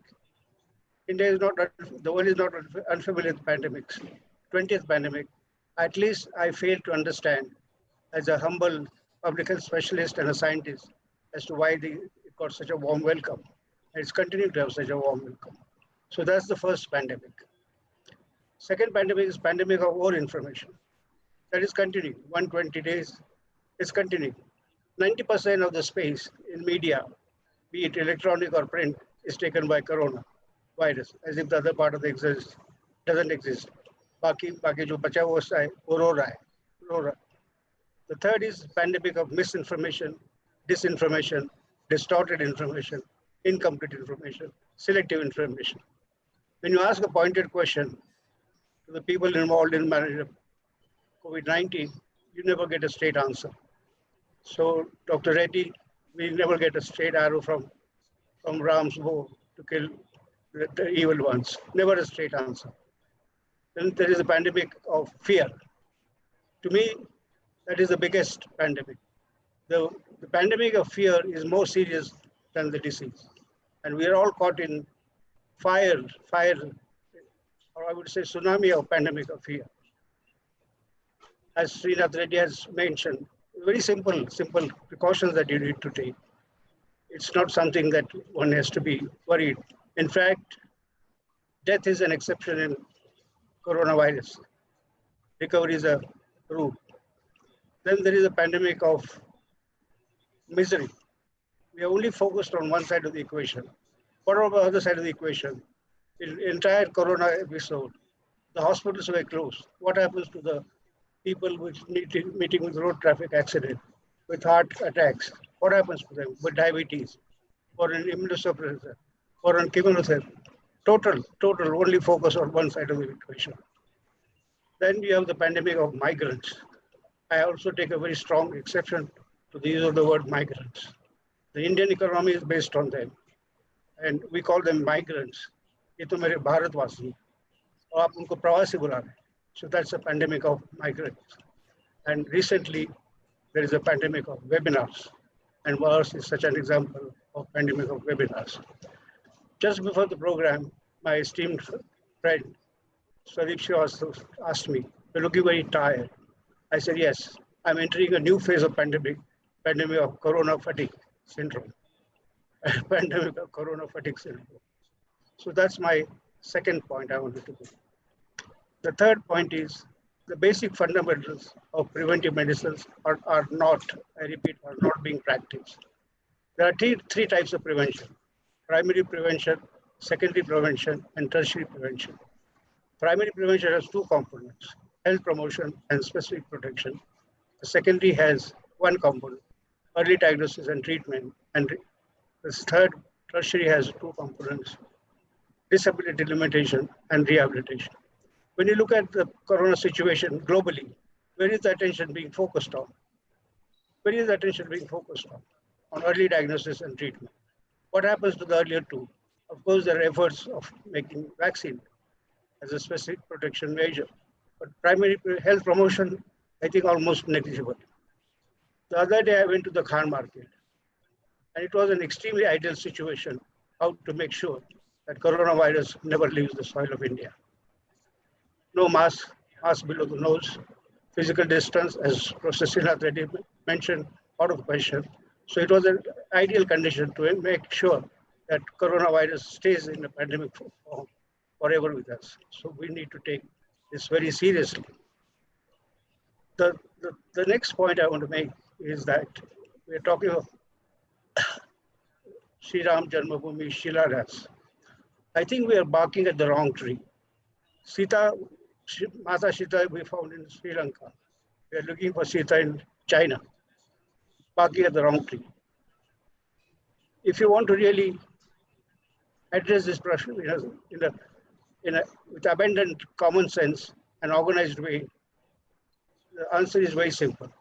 I consider our Honorable Prime Minister Narendra Modi as a public health practitioner of the century. 2014, he started Swachh Bharat Mission. 2018, he introduced National Nutrition Mission. And then we have Ayushman Bharat. So he had anticipated these events and prepared us well before that. The two aspects of leave aside pandemic of corona or any infection are two things. One is the internal resilience, second is the external protection. External protection has three dimensions. The mask, our major focus on the mask. The second is about the physical space distancing. I repeat again, I'm very, very much against the word social distancing. It's most asocial, antisocial, derogatory, harsh word, especially in the Indian context. It's insensitive. It means in Indian context, you're untouchable. So we are all untouchable today. Coronavirus has taught a lesson that every one of us is untouchable. The second is the washroom hygiene. Hand washing has been an ancient practice, and we had forgotten all these years. So this is the external protective measures. Let me focus my attention on the internal resilience. Most important is Ayurveda. There are different preparations. Ayurveda is the science of health. What Dr. Srinath Reddy and I studied at the All India Institute of Medical Sciences was science of disease. We go back to Ayurveda, go back to our ancient practices. Number two, dance therapy. It's known that when you dance, endorphins and hormones secrete, and there is a sense of well-being. Number three, the three M's. My friend Rajiv Mehrotra, your initials. One is mantra jap. No matter which religion you belong, have the mantra jap. Second M is the meditation. It helps to make your mind still and avoid many mental health problems. The third M is the music. Where medicine fails, music helps. And I'm very happy to announce that I'm one of the founder members of Indian Music Therapy Association. That's the triple M. Then we come to the sunlight. We focus attention only on the sunlight, but not on the sunlight. Vitamin D deficiency is so common that we have forgotten to spend half an hour between 10 a.m. and 3 p.m. in the sunlight. Then comes the yoga, all the 4 breathing practices, which have been very much part. When they become yoga, nobody paid attention. When it becomes yoga, then everybody starts paying attention to it. And again, I'm grateful to our Honorable Prime Minister for introducing 21st June as the World Yoga Day. So I think the story is we are barking at the wrong tree. And most important, I would like to make a statement at this stage. We do not need any vaccine. We do not need any vaccine for corona. All that you have to do is 3 simple things. Take tap water, not the RO water. Take steam inhalation 3 times a day, morning, afternoon, evening. Do a mantra japa or listen to music. That is all the vaccine you require, along with the practice of internal resilience and external protective measures. Thank you very much. Pranam. Mr. Mehrotra, please unmute. Sir, please unmute. Used to this. I have to get used to unmuting. Well, thank you, Dr. Pranav. That was sort of a rather a very bold, radical alternative that we do not need a vaccine. I think that the great challenge, and since I try to be in the communication business, is that as a consumer of communication related to the coronavirus, I am so often confused. As a non-specialist, I get so many conflicting pieces of advice, of recommendations, of what the truth is, whether it is a statistic of the prevalence. At one point, plasma therapy is being promoted to us. Today, a newspaper item tells us that it has no impact or little impact on mortality. We are getting contradictory signals as a community, as the consumers of information, as people who are trying to cope with the coronavirus. We have a set of experts here. At some point, someone has to evolve a consensus and present that consensus as is best possible. This is much too complex for an average uninitiated citizen to be able to arrive at his own decisions and choices. It is a huge challenge. We have no clue as to what the truth is, what the reality is, and what works and doesn't work. And I don't know how this is going to happen, but I would really like to pose this question, to this panel. And if we don't achieve this, so it is not just that the person doesn't want to wear a mask or is negligent or doesn't have respect for other people. And that's why I mentioned the example, that if he is seeing the pinnacle of India's establishment presenting themselves in the public domain without a mask, that's sending out a signal. No matter how much we argue that this is important, it is necessary, but if it doesn't happen, then somehow there is an ambiguity to it. And we are not able to find the reflexive action to follow that.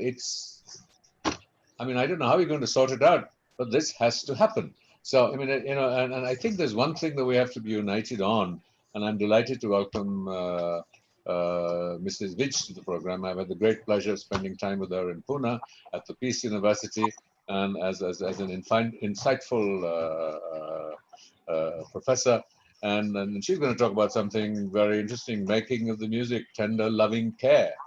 And I would imagine that there is no controversy, ambiguity in the value of tender, loving care, no matter what your medical, clinical, philosophical position might be. So, yes, sir. Yes, sir. Thank you, sir. Thank you, Rajiv ji. Don't call me sir. Bye. Thank you. Thank you so much.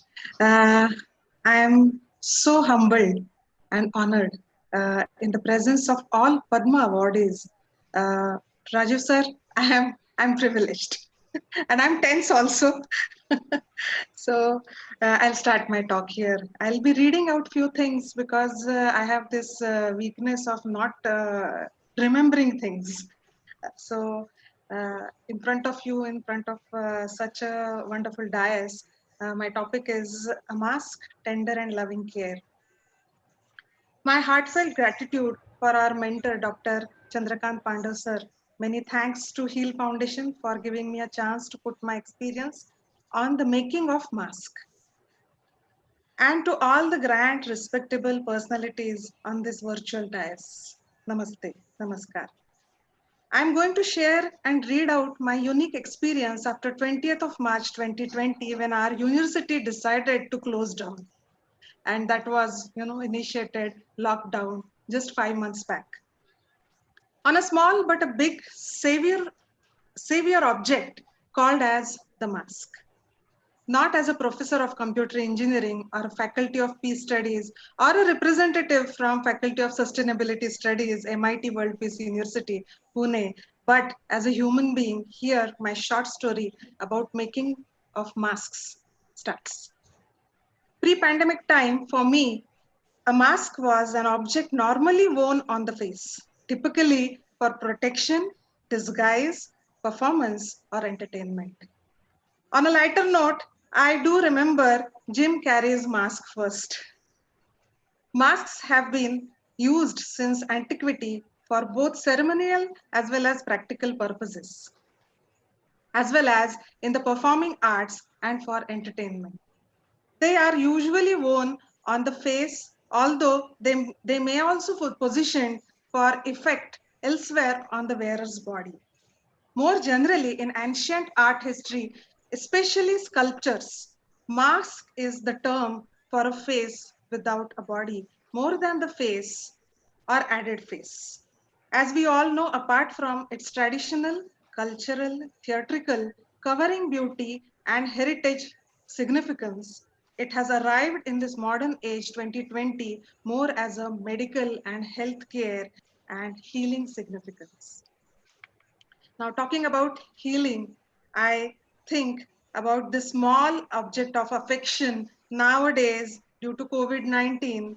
In late March 2020, all of a sudden, it became more than a human need or accessory than a significance.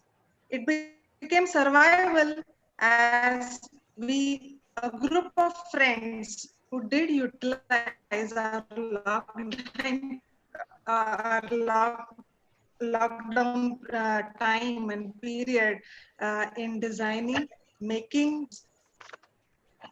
Just a minute, I'll just check my internet connection. Am I audible? Yeah, Am I audible, sir? It was coming slow. It was Hello? breaking in between, but you are audible. Please continue. Please continue. Fine.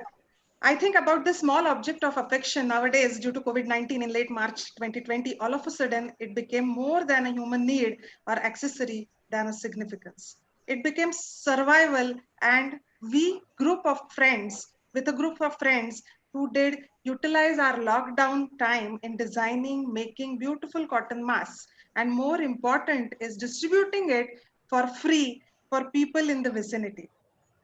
And cost-effective solution to find it out, no profit, no loss basis supplies to various industries around Pune. After 5 months of global internal and eternal introspection, while actually being part in making, cutting, stitching, and distributing the masks, realized a mask is just a smile. A mask is just a smile, a tender loving care, as our mentor, Dr. Chandrakant Pandavji, he mentions always to me, a mask is just a smile. MIT World Peace University Peace Studies has been very grateful to have such a mentor.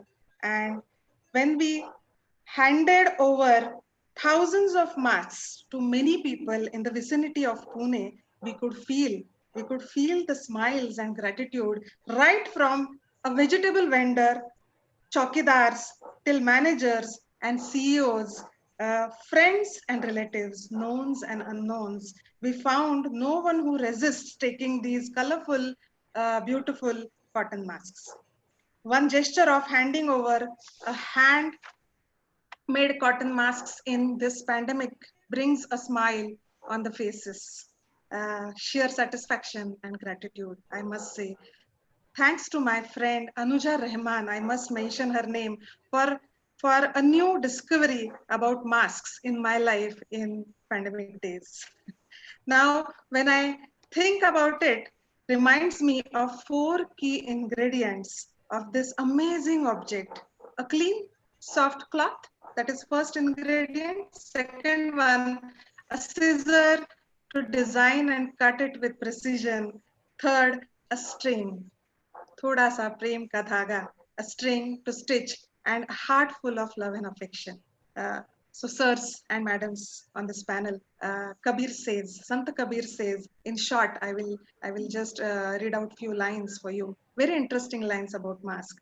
No more shall I weave a garment of pain. Kabir says, no more shall I weave a garment of pain, for you have come to me, drawn by my weaving. I weave your name on the loom of my mind. I weave your name on the loom of my mind to make a beautiful garment when you come to me. For all the esteemed doctors, for all the esteemed professionals in public health here, one more line from Sant Kabir, Jeeni Jeeni Beeni Chadariya. And how did God, the master weaver, make this finely woven fabric, as we all call as skin, human skin, that we wear all our lives? Have you thought about it any time? Yes, there exists a corona, so there exists a mask too. So COVID has definitely taught us, which Rahim ji couldn't practically teach us. from his dohas. So one Rahim ji ka doha aapke liye, and I'll end my talk here. Rahiman dhaga prem ka mat todo chatkaye, टूटे पे फिर ना जुड़े, जुड़े गांठ भरी जाए. रहीम कहते हैं कि प्रेम का नाता नाजुक होता है, इसे झटका देके तोड़ना उचित नहीं होता. यदि यह प्रेम का धागा एक बार टूट जाता है तो फिर इसे मिलाना भी कठिन होता है, और मिल भी जाए तो गांठें आ जाती है, बीच में गांठें पड़ जाती है. So I shall end my talk here. My sincere regards, my sincere most regards and respect for Dr. Rajiv Sethi ji. I had an opportunity, my first opportunity to interact with Mr. Rajiv Sethi ji on our campus of MIT World Peace University 2 years back. It was a wonderful session, wonderful experience to meet him. Thank you so much, Rajiv Sethi ji. And my another mentor, Mr. Rajiv Mehrotra sir. Shukriya. Namaskar. Thank you. Thank you, sir. Thank you, Sheetalji. That was a very sort of, how do I put this, a very valuable contribution to the discourse this evening. It's reflective of who you are, because I've met you in person, and you know the warmth and love that you radiate. I think that is needed most of all as we approach the coronavirus and the struggle to deal with it. And I think what people fear as much as the disease is that once you get the disease, what happens to you in an impersonal hospital? And I think Amitabh Bachchan has written about this of 2-3 weeks that he spent in hospital, and how the lack of human contact had caused him so much distress, because everybody who came to him was in this PE outfit and he couldn't see anybody's eyes. He couldn't communicate with people, and he just felt that he was in touch with sort of superhuman people like robots. And I think to humanize this is really a wonderful idea. But it takes me to a question that we've had from a gentleman, Vignesh Reddy, when you talk about cloth masks. And this is really for Professor Reddy and anybody else who's sort of working in this field. And he says that few news sources and politicians are saying that cloth masks are as effective as commercial masks available in the market. How true are these statements? Dr. Reddy?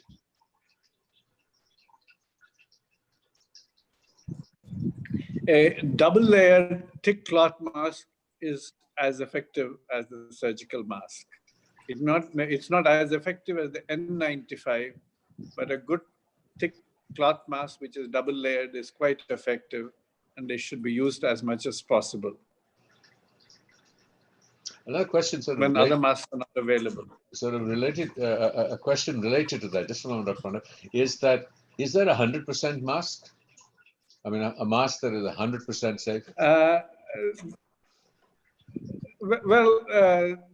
There is virtually no 100% mask, but the hazmat suit, which people wear in intensive care units, covers the entire face, and therefore the risk of droplets or aerosols is very little.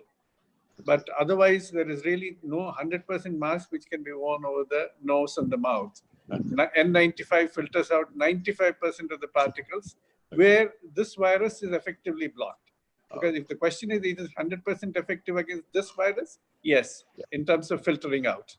But if you are careless with your hands and then start touching your face, then you can still violate that barrier. Thank you. Dr. Pandey wanted to come in. Yes, Dr. Pandey. Three things from my side. First thing is about the mask. The acronym that I use is keep men away. Mouth, eyes and nose, keep men away.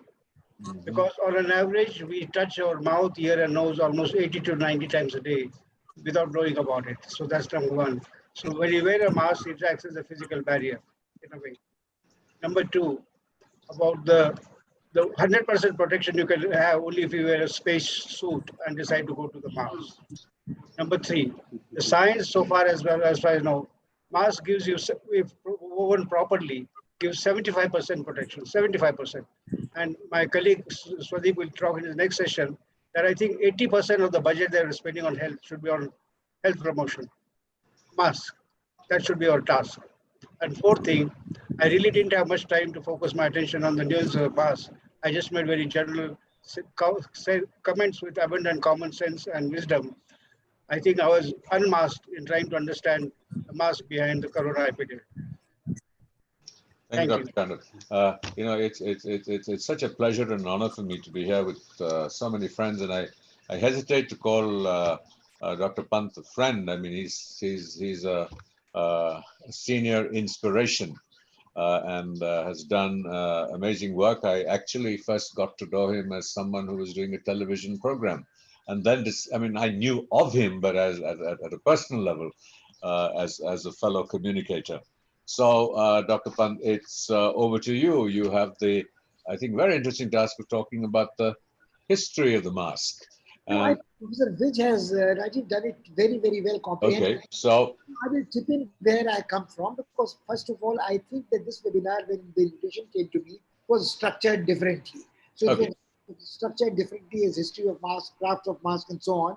But I think we are doing a far more useful thing here. So I have a small problem when you said, what is the truth? And are we being bombarded by a pandemic of information which we don't know how to cope with? Now, and you also did emphasize the need for arriving at some consensus after all this discussion we have among experts and laymen and mavericks and people who are a little unhinged there like me. But I would like to say that you, with your great passion and concern about matters spiritual, I think it's a very difficult question to say what is truth and whether it means the same thing to everybody. So we all have a subjective, internal, built-in mechanism to decide that which filters, that whatever comes to us, what we think is credible, what is not.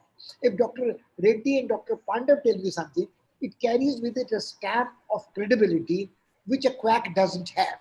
But then again, when Dr. Pandav, with his great wisdom, says that common sense will carry you more than halfway, more than 3/4 of the way, 2/3 of the majority. I'm not going to devalue the traditional knowledge systems or popular wisdom. And I think Dr. Reddy has been extremely reassuring that as long as you have a double-layered cloth, you are reasonably protected. But to go back to those philosophical concerns and mass, Rajiv, I think we know enough of the scriptures being quoted, but I would say that Jatasi Dhruvo Mrityu, the classic aphorism from Gita, everybody remembers. So ultimately, you know, whoever is born is going to die. And whether you take it here or you take it to the Heisenberg's uncertainty principle, 100% certitude is not possible about life and death matters. So when an accident takes place, like the blast in Beirut, the horrendous tragedy, or whether somebody drunk runs over somebody with a SUV or a luxury car, whether somebody gets under a suburban train, whether somebody gets electrocuted in flooded Mumbai at the moment and dies before corona hits him or her, I think are issues which people in these times of corona, I think, you know, there is that Marquez novel which says love in time of cholera. Now, I think we have to think in terms of love, life, and loss of love and life in times of corona. So if Dr. Pandav, I think, was absolutely fascinating when he says that we suddenly isolate one out of very many life-threatening risks and focus on it and devote all our energies on it. I think we should be very grateful to him for pointing out that there are other issues of life and death. There might be somebody at home with a malignancy, somebody with a heart disease, somebody with a kidney failure, who's not having access to the hospital. And talking of Mr. Bachchan, with all due respect to him, he is not a stranger to high-tech ICUs before that, ever since the Puli accident with Puli Desar took place. Puli Desar is not there, but Mr. Bachchan is still around. So if you end up in a high-tech hospital, which is private, whether it's a political leader who ends up in Medanta or Mr. Bachchan or somebody else who ends up in Nanavati or other, I think the problem is that it is not a question of losing human contact. Because a superstar or a celebrity in sports has lost that kind of a human contact in any case. You might be part of a crowd, an unnamed crowd willing to get you a ticket on a train to get back on a reverse migration, to quote the ugly word, back to your village so that you don't starve to death. You probably go home and die in peace wherever you go, rather before the coronavirus claims you. that again is a loss of humanity and human contact and touch. You might be staying with rank strangers, and there were those heart-rending stories of a Muslim youth escorting his Hindu friend to his village, and he dying midway through dehydration, not of corona.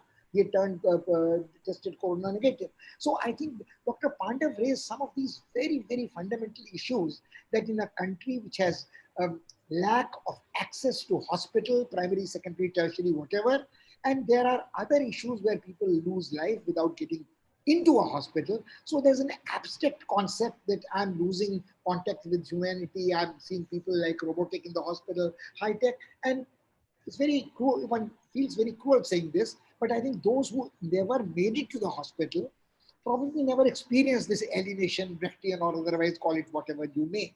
And I think I'm very grateful to Dr. Reddy, who again demystifies the mask to an extent where it doesn't really make a difference whether it's a death mask of the adolescent Prince Tutankhamun in the Great Pyramid, or whether it is a dead mask coming out of a Stone Age, 6,000 years BC, or it is a tribal African mask, or a mask of a no dancer, or it is a mask of a Kathakali dancer.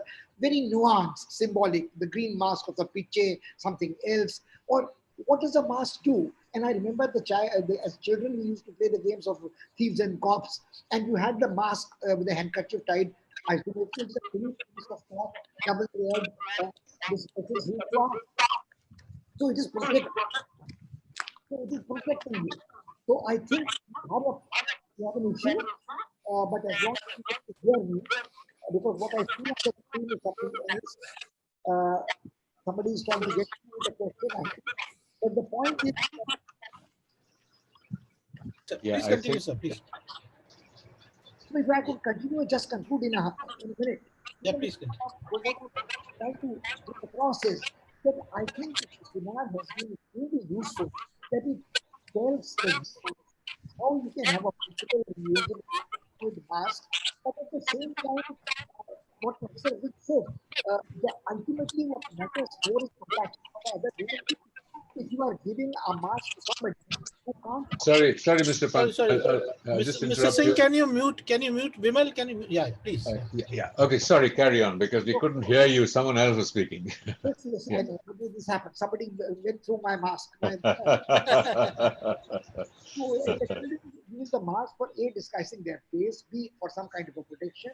But I think what is important is what both the specialists said here in this public medicine, that if you washed your hands enough number of times, and if you put on a mask, it protected you very sufficiently. But did people staying in underprivileged shanty towns have enough drinking water? Did they have enough water to wash their hands and with soap half a dozen times in the day? So unless we had provision for water in colonies where these people were staying congested lives, can they afford soap with such abundant to wash their hands 6 times, 7 times a day? So I think these issues were focused by coronavirus, and even the scare, even if this pandemic was given over notice, exaggerated notice, it did serve the function for our gaze to turn inwards, how inegalitarian we were with our domestic assistants, how indifferent we were to social divisions in the class, and we never thought of masks like a ghungat or a burqa, which were traditionally part of the, or the scavenger who's doing manual scavenging, which we seem to have abolished theoretically. When they go down to a gutter, all the protection they have is a handkerchief. So I think, Rajiv, I was extremely stimulated by this conversation. And I think when Professor Vich said about those things, I remembered some friends who were making decorated Madhubani printed masks, pastel shaded masks. So it also allowed you to go back to the history of masks. It becomes a part of a performance. And I'm very glad you mentioned Jain Munis. Professor Reddy, I think, mentioned Jain Munis. So if you have a tradition of covering your face and moving around in public, either as a Digambar or as a Shwetambar, is part of a performance, elaborate ritual performance, which signifies that each small microbial life matters. It should not enter your mouth and should not involuntarily commit hinsa. Now, thank you, Dr. Pan. I think we're in television anchor style. We're out of time, and we only have a few minutes to go. And if I may just sort of sum this up, I mean, there are some questions, but I think they have been implicitly answered. And I can only most passionately feel and say that if we're looking at public health, we're looking at public health communication. It is crucial that we send out an unambiguous bottom line communication. If we are expecting or looking for or hoping for compliance, I do not believe that the community, and including people myself who are uninitiated, have the information to make an educated choice.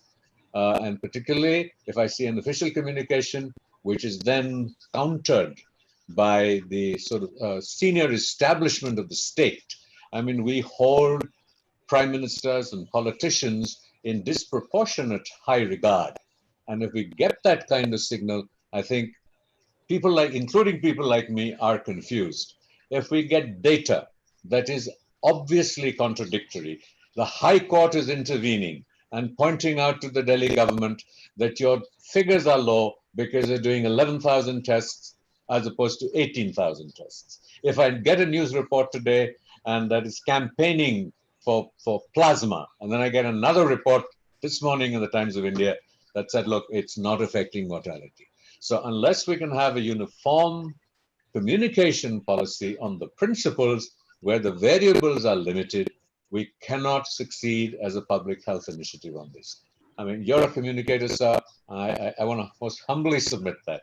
And on a philosophical note, that I think today we recognize, certainly in the tradition that I practice and with modern science, that there is no single reality.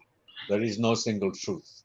And that quantum physics is telling you the truth, as you pointing out when you're talking about the migrants and others, is dependent on where the observer is located.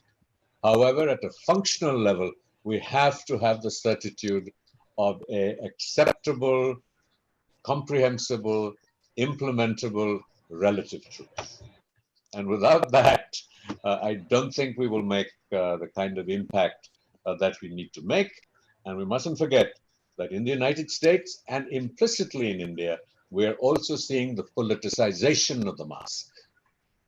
And that the mask has become a very important political tool, a political statement, and also a statement, as I suggested to you in Ayodhya yesterday, of invincibility, of a faith, of a tradition.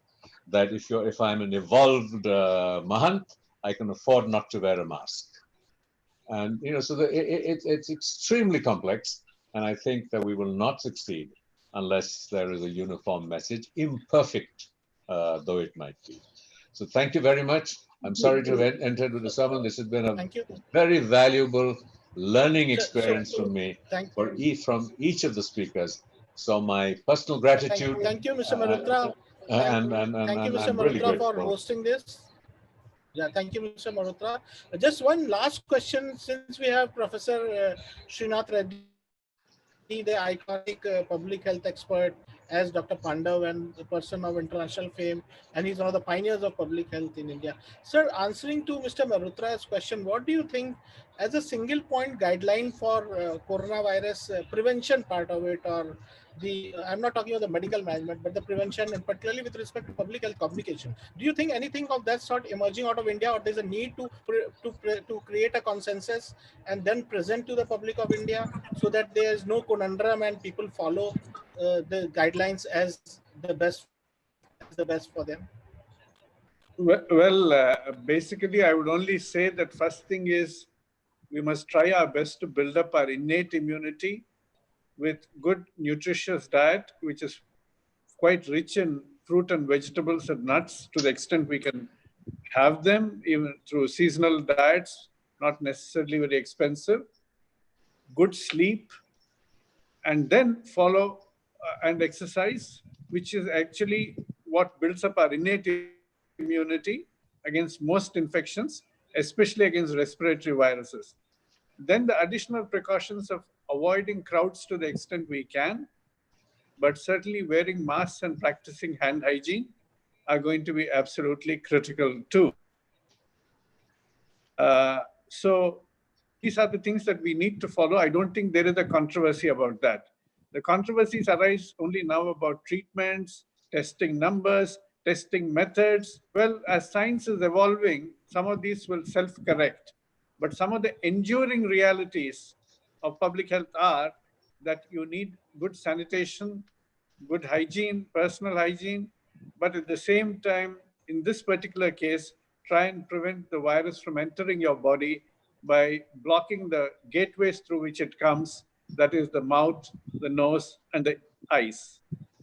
So, sir, do you think that stringent, like as Mr. Malhotra pointed out, that behavior change, public health communication is going to make a difference? We as HEAL Foundation have also introduced a Mask is Must campaign and freedom from coronavirus till around Independence Day. But a lot of people are trying to do their own efforts in multiple ways. But do you think, sir, in this case of mask, stringent rules will help? Like there are certain rules of some challans being cut on Delhi street, or whom they find wearing not wearing mask in a car. But if you go into the crowded places in the markets and all, nothing such stringent is happening. Do you think such stringent rules, regulations will help with respect to penalties, fines, in the case of mask specifically? Well, as Mr. Rajiv Mehrotra clearly said, the compliance or adherence must come from the very top so that the citizen on the street also recognizes the importance of it. But I think it's important for us to carry the message and persuade people, and merely shouting from the rooftops will not help. You require a lot of local mediators through women's groups, youth groups, self-help groups, and others. The local information networks will have to actually convince people these are important and monitor the adherence. So what we require is an effective communication strategy which goes through all the layers of communication, including the immediate influentials in the local community. So we need a lot more people engagement in this. So what we require is people partnered public health. Dr. Panda, sir, please, sir. Sir, you have to unmute. Sir, please unmute.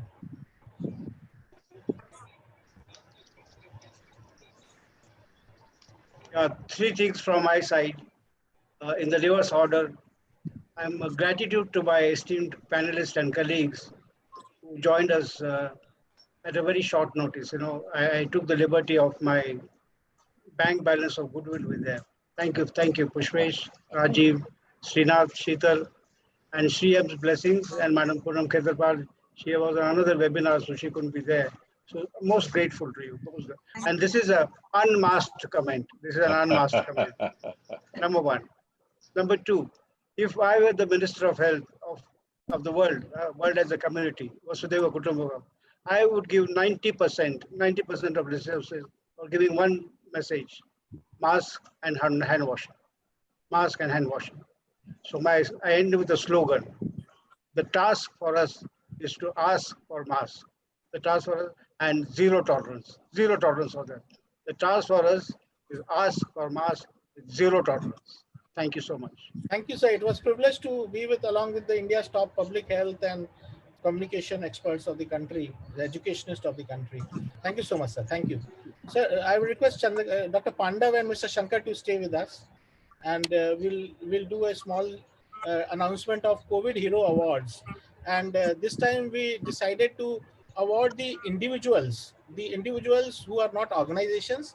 They just got motivation from the sufferings of their society and came forward to actually individually or forming groups to voluntarily do something for the society with respect to the COVID sufferings, COVID panic, COVID crisis, whatever you call it.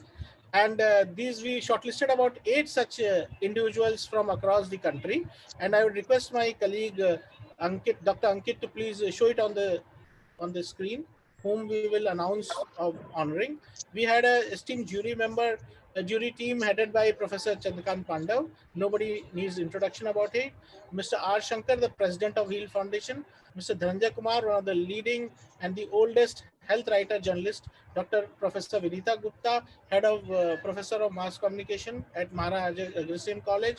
Mr. Sanjay Upadhyay, the pioneer of environmental legal firm, ELDF environmental legal firm, and editor of Paryavidhi magazine for environment. Professor K.G. Suresh, former Director General of Indian Institute of Mass Communication. He is the Dean of School of Modern Media, UPS University, and myself, Dr. Swadeep Srivastava, founder of Wheel Foundation. And these are the few 8 names we'd like to announce and give them certificates and validations to them. And Ankit, can you please just show them? The first name is Dr. Beena Madhur from UMI. She is the Deputy Director of Fully Family Hospital, Mumbai, and also work as a consultant gynecologist and National President of the Sister Doctors Forum of India, Health Secretary for Mumbai Ash Diocese. She played a pivotal role on behalf of her hospital to make tie-ups with the government in the battle against COVID-19. Due to her lead role, on an average daily, about 130 COVID-positive patients, with 26 of them on ventilator, have been getting treatment since March 2020 in Fully Family Hospital, Mumbai. We applaud her efforts. And we have Mr. Sheikh Adil Mustaq. He's 2015 batch Jammu and Kashmir Police Services officer from Baramulla district, who is posted as Deputy Superintendent of Police Traffic Police in Srinagar. He has started a chain on volunteer contribution across the Kashmir Valley by delivering the life-saving drugs and essential food items at the doorsteps of the needy people. He deployed volunteers from the traffic department by the help of DC. Srinagar also provided curfew passes to the volunteers. This was an initiative by like-minded group. He formed 4 WhatsApp groups ranging from catering to food to medicine to other COVID-19 related help. He also used social media platforms like Facebook, Twitter, WhatsApp to get the requests from the people and mobilize them for the same. Then we have Ms. Ritu Jaiswal. She is the Mukhya and recipient of the Champions of Change Award from the Vice President of India, M. Venkaiah Naidu, last year. During COVID-19 pandemic, she has been helping the migrants from the panchayat wherever they are by providing them ration and other necessary things. She has also taken care of their families in the village through community mobilization. Over 600 migrants from the panchayats stranded in Tamil Nadu, Delhi, Surat, Mumbai, and other places have availed the assistance and are in regular touch through WhatsApp, Twitter, and Facebook. Ms. Reshma Mohandas, she is a healthcare worker nurse. She headed home for the mandatory 2-week quarantine, but with the resolve to serve the patient, she came back. Coming back to action after quarantine, she took care of the couple Thomas and Mariama, who were infected. She believed that she contacted the COVID-19 disease as she was in close contact with the couple, who did not wear masks initially, and it made them uncomfortable. But she kept talking and eventually made them convinced to wear a mask. Abhilasha Kumari Sharma, she is currently serving as the Sitamarhi district magistrate. The challenge was to ensure the smooth movement of the workers, their record keeping and tracking health checkups, vehicle management, moving state quarantine center, treatment of COVID positive cases, and providing return.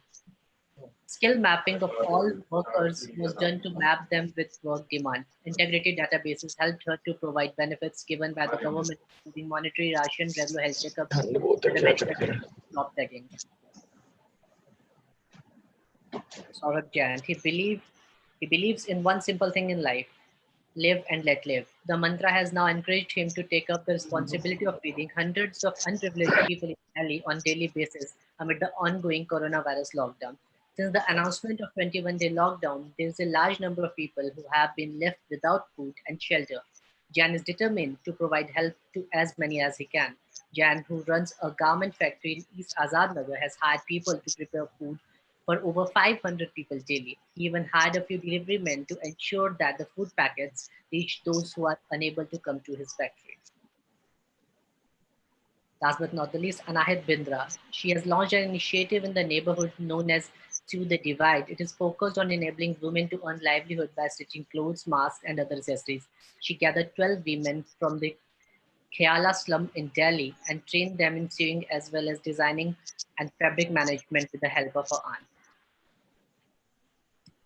That's all from my end. These are just few of the selected COVID fighters who are doing fabulous work with respect to their own personal contribution, not as an organized organization or a corporate or with a CSR fund, but managing most of the things on their own individually and trying to contribute and give back to the society where they live, the community where they live.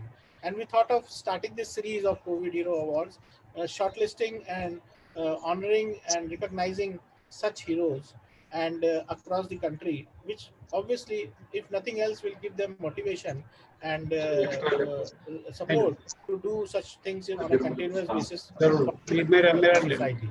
With this, we end this with we show a short video of our 120 days of COVID fighters safety movement, which is probably one of the largest health awareness and behavior change program we are running as HEAL Foundation in association with ICCID under patronage of Dr. Professor C.S. Pandav and support of Mr. R. Shankar, Mr. Dhananjay Kumar, and all other panelists and speakers. We have about 200 of them in last 120 days from all cross section.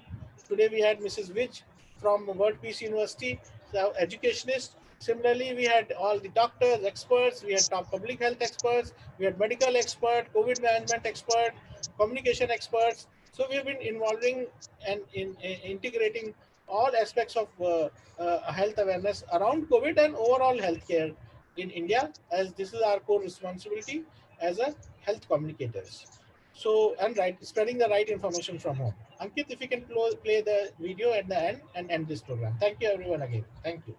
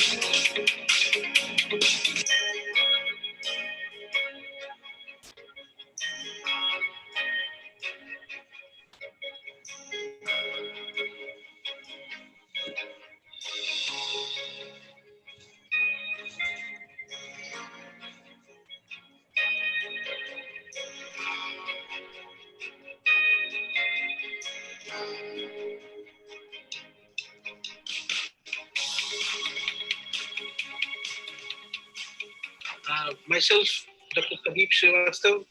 I am a public health expert. I represent the HEAL Foundation, a healthcare advocacy group in India.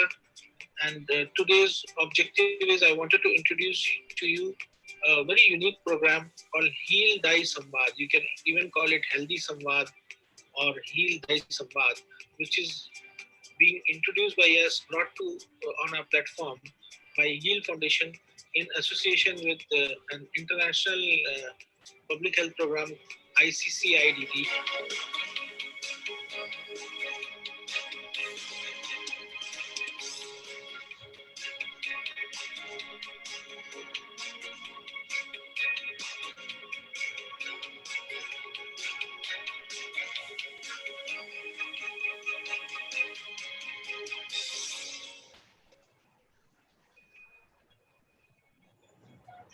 Yes, sir.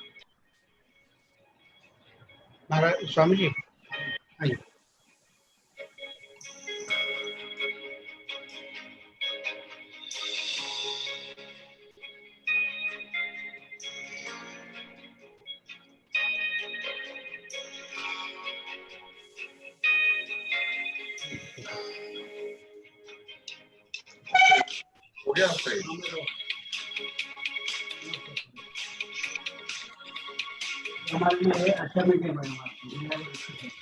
Okay.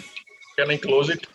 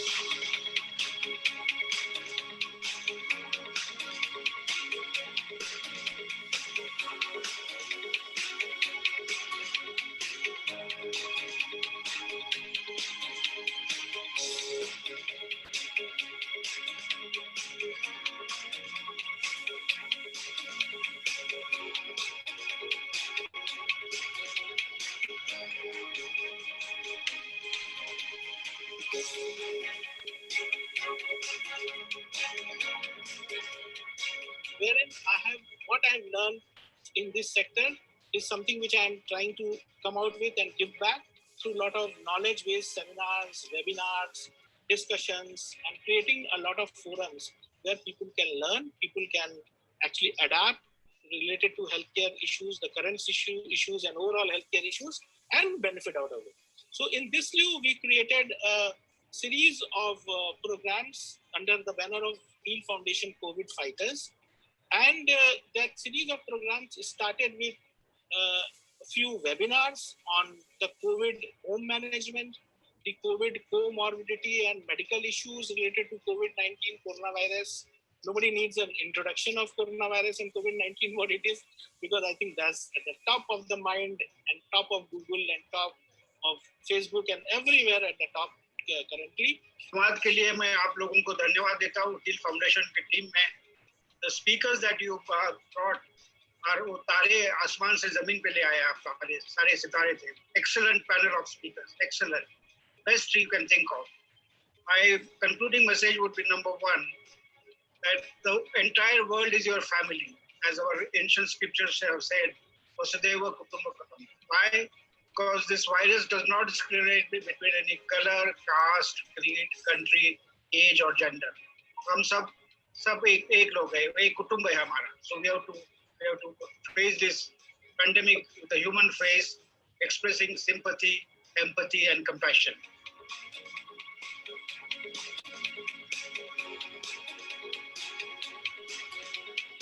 संकट काल में pandemic के इस काल में कि जब पूरी धरती पर भय, असुरक्षा और एक प्रकार का अवसाद है, ऐसे काल में आपने एक संवाद का अवसर दिया है. हमारे शास्त्र कहते हैं कि वादे वादे जायते तत्व बोध. जब कभी व्यथा हो, अवसाद हो, चिंता हो, अल्पता और विशेषकर कोई रोग हो या मानसिक क्लेश हो या किसी भी प्रकार के मनुष्य के सामने चुनौती हो, तब वो संवाद करें. So they work for about 14 days over there. Then they are rotated. Then another team comes for 14 days. The first team goes into quarantine for 14 days so that they recover and they are pretty okay. They take the sampling, everybody's okay. And then they come back after 14 days. So the rotation continues in every district, in every isolation hospital, in every quarantine facility. So there's no direct load continuously on everybody. And once, if they do, I mean, there are cases they've got infected, like in King George Medical University. There was a doctor who got infected. There was a nurse who got infected there. Now, the place where she stays in Lucknow, that entire area of 2 kilometers had to be contained and sanitized and sampled and everything.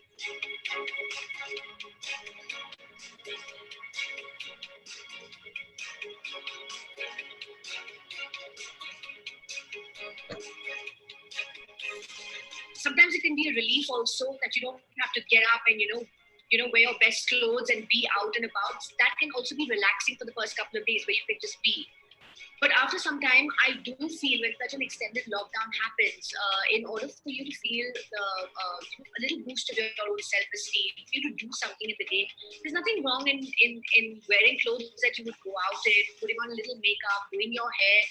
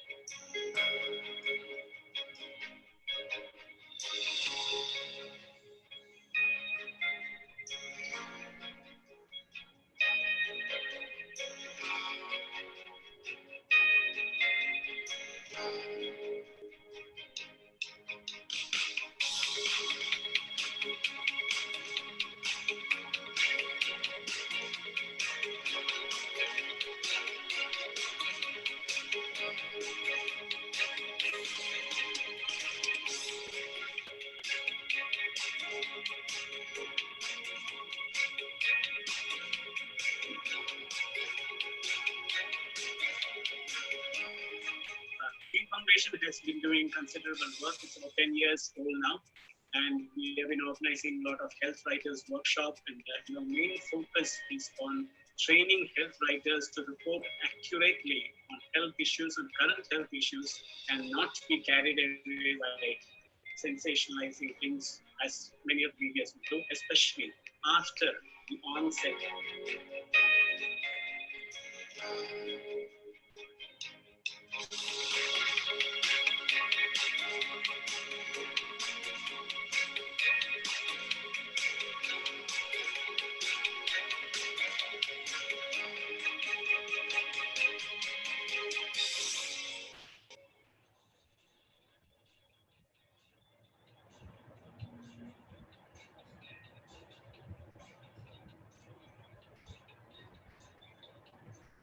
Thank you, everyone. Any unanswered questions? We will definitely separately answer all the queries which we got through this Zoom webinar as well as from Facebook.